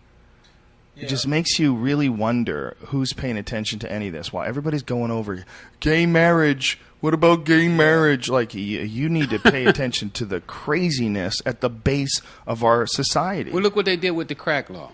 Now, they said, okay, the crack law was wrong. We're going to make it 18-1. But there's guys that have been in prison 25, 30 years right now for selling crack. And there's no retroactive They didn't release. make it. If they'd have made it 18-1 for them, they get out tomorrow. Oh, man. And the life is just wasted. They don't want to take a chance, and they can make money off you being inside. And then the crazy part about the crack sentencing law is, and I asked another DA this that had more experience than myself, is there any law on the books, nonviolent, that's punished that way?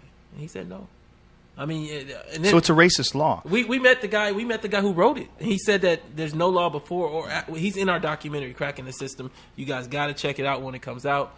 Let us know. When is it going to be out? Next year. When it comes out, come here again, and we'll pump that basically, motherfucker through the roof. We have him and Rick sitting on the couch, and he looks at Rick dead-eyed and apologizes to Black America. He says, I put more black men in prison than anybody alive. He said that I've never seen a law before or after it that was written that way without they didn't do no investigation of DA. They didn't talk to DEA agents. They didn't talk to lab specialists. They just wrote the law. So they just wanted to figure out a way where they can get people in jail that aren't even going to complain, and they did it during the era when there must have been some pressure to clean up the streets because the crack epidemic was crazy. I remember the epidemic. Even some of the people who now are against it was crying out to change it. Yeah, man, that's fucking nuts. But yeah, definitely. As soon as we're still raising some money. We got to raise a few more $100,000 for this Cracking the Systems. But what we did is we've been going around investigating, doing all our work. Going over archive footage of Ronald Reagan talking about. We got Ronald Reagan talking about crack cocaine, right? We got a cop that did 5 years for basically planting drugs, and for the first time ever, he's on camera. Whoa! And he looks like fucking De Niro or somebody.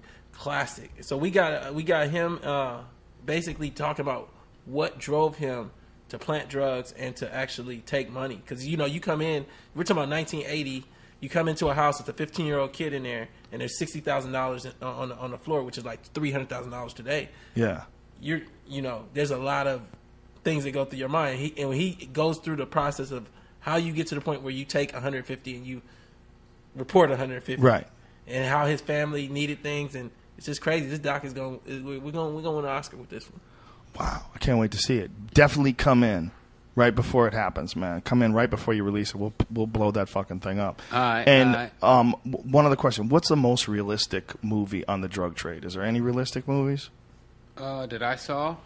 Like Blow, was that realistic? Blow was close. Blow was close? Yeah, that's why I let Nick write my script. Oh, it's the same guy is writing your script? Yeah, Blow was really close. What's his name, Nick what? Nick Cassavetes. Cassavetes? Yeah. He's supposed to direct the movie for us. When is that going to happen? We working on that right now, too. Is Too Short going to play you? No. Too Short. I spoke to Too Short. If he was taller, he could play you. Facially, you guys look similar a little bit. You must have known me and Too Short had a conversation last night. No, I'm just a Too Short fan. Is that right? Yeah, okay. he's a great rapper. I'll let him know. Yeah, please do, man. I love that guy. I have to bring him through. Next time he's in town, I'll bring him through. Please do. Yeah. What actor is going to play you? We don't know yet. We tinkering with quite a few people. I talked to Jamie Foxx about a week ago. Jamie Foxx can do anything. Yeah. That guy can become anybody. When I saw Ray Charles, I was like, nobody else could have done that. And then when they said he was going to play Mike Tyson, I was like, he could do it. He could do it. Hey, tell him pull up the picture with him and Jamie on it. So he could play Mike Tyson. And everybody's like, what? He doesn't look anything like Mike Tyson. He could get to look like Mike Tyson, and he could play it. He could do it. I know he could do it. Jamie had the beard and everything because he was doing Django Unchained. Oh, that's right. When is that coming out? December. I saw the ads for it a while ago. It's supposed to come out December. I hate 25th. when they do that. They get your dick hard like 6 months in advance for a good movie, and then you wait. We're gonna knock them out with this one here. Because this is the real Scarface. Wow. I mean, this is your real life story. And that's what really trips me out about Hollywood is, when you come with a real story, they don't really get that same type of drive for it. Yesterday, somebody come to me, right? They want to hire me as a consultant to go on a TV show about a gangster in South Central Los Angeles. I'm like, well, why are you guys doing a fictional story when you got the real thing right here? Oh, well. It's probably too scary for them. There's a picture right there. Yeah. Yeah, he could totally play you. Yeah, and what's crazy is we were talking to the guy that did Benjamin Buttons on how you would make him look 20 again. He was giving us all the special effects stuff. Oh, yeah, you could do amazing shit. Yeah. Did you see that movie Tron where they took, what's homeboy's name? The fucking older dude? I want to say William Hurt, but that's not him. No, it's Jeff Bridges? Jeff Bridges. Yeah. They turned Jeff Bridges back to where he was when he was like 20 years old. Benjamin Buttons, they did that with Brad Pitt. Yeah, they could do anything as far as that. But as far as like pulling it off. You got to get Jamie Foxx. He played that homeless dude who was the music virtuoso. Like, he could do anything, man. He's just one of those dudes. He just, no matter what he seems like when he's just talking in interviews and fucking around, when it comes down to actual acting, he's one of those dudes who can become a different guy. Yeah. There's only a few of those Russell Crowe, Daniel Day-Lewis type dudes out there, but Jamie Foxx can do the shit out of that. That Ray Charles, man, god damn. It was phenomenal. And then when you realize he's actually singing that shit, that's what's even crazier. Like, Jamie Foxx is a fucking incredible singer, too. Yeah, and the thing about our script, the way it's written, it's like a mix between Traffic, I would say Traffic, Blow, and like Boys in the Hood. No Scarface. No Scarface at all in there? Scarface, too. And that's what I was going to tell you. Let me say one more thing about Scarface, because we met with the producer of Scarface. And it's interesting because they were sitting and watching Scarface. Remember that 83 is like around the same time as Rick. And right. like when Scarface goes overseas to the connection, he's talking about like what he's 100 keys a month. Mm-hmm. Rick was doing that a day. It's like it's like get your weight up, Scarface. Wow. Scarface just got clowned. But this story actually has international appeal. Just like I was saying, like Costa Rica Times picked up the spin article. Oh, it's fascinating. So we have the way it's written. It's not just Rick. It's like 60%, 50% black, 30% Latino, and then the remainder is white. So you have the reporter, and you have the politicians, you have the Latina, the Nicaraguans, and then you have Rick's story. So this just has a phenomenal reach for everybody who likes different aspects of those kind of movies. Cool. Yeah, that sounds pretty fucking incredible, man. And so you have it. They don't have the script's done, but they don't have it cast. They don't have a projection when it's going to start. Yeah, we're still raising the budget right now. You could sell crack cocaine and make a lot of money. Dude, what the fuck, Brian? Didn't you learn from the story? The story is so important. No, do you have a Kickstarter account? Because that seems like one of the best ways to raise a bunch of money, especially for a movie or something like that. True, yeah. Kickstarter. And if you ever have something like that, please come back and we'll promote the shit out of it. Anything you guys want, anytime you want, just let me know. Okay. And you can come back. We enjoyed the shit out of this as well as the last time. Man. You're a cool motherfucker and your story's amazing. And thank you, dude. Thank you Hopefully very I much get as for many all the friends. information that you distributed today. And I think you guys have a great message. I think both of you guys are doing amazing shit. Appreciate you having us on, man, and hopefully I continue to grow friends from being on your show. Oh, you will. I go places and people come, I saw you on Joe Rogan. Yeah. Freeway Ricky. Unquestionably, man. Listen, we will help you blow up just like we help everybody else, man. Thank you, man. Thank you very, and I very appreciate much. all y'all out there who support me. I love you. Yeah, we got some cool people that are tuned in. And I want to thank one of them, this guy, William Blankenship. He apparently got upset because we used some of his artwork and a caricature in the recent ad for Santa Barbara. But he probably just pulled some shit offline. Posters? Yeah. I just Google search your name. Yeah, it's I know. It's not like... People don't understand how silly it is. Yeah, but it's like an avatar. We didn't know. He wanted to just get credit, so I'm giving him credit. William, thanks a lot, dude. Thanks for making that. Thanks, Williams. No, he's not complaining. He's just being a little needy. Make sure you go to freewayrick.com and add his Facebook, his Twitter. It's all there on freewayrick.com. Real easy spell. Yeah, go to deathsquad.tv and pick up how many cats are left? Limited edition. It's only a certain amount. The second T-shirt, it's half sold out right now. Get in there, bitches. The shit's everywhere. It's on MTV, all right? Fake Rick Ross, go fuck yourself. You're a ridiculous human being. How dare you? America should say that to you. How dare you? We'll accept you. We'll accept you. Your Hustlin' song is a good song. Change your name, son, and pay up. Right? Lenny William Bob. All that good shit. All right, folks. Thanks to Onnit.com for sponsoring our podcast, and Ting as well. And I forgot the fucking Ting address. God damn it. Go to Ting and use. Don't make shit up. This is I'm important. trying to remember. It's $50 though. Yeah, you save $50.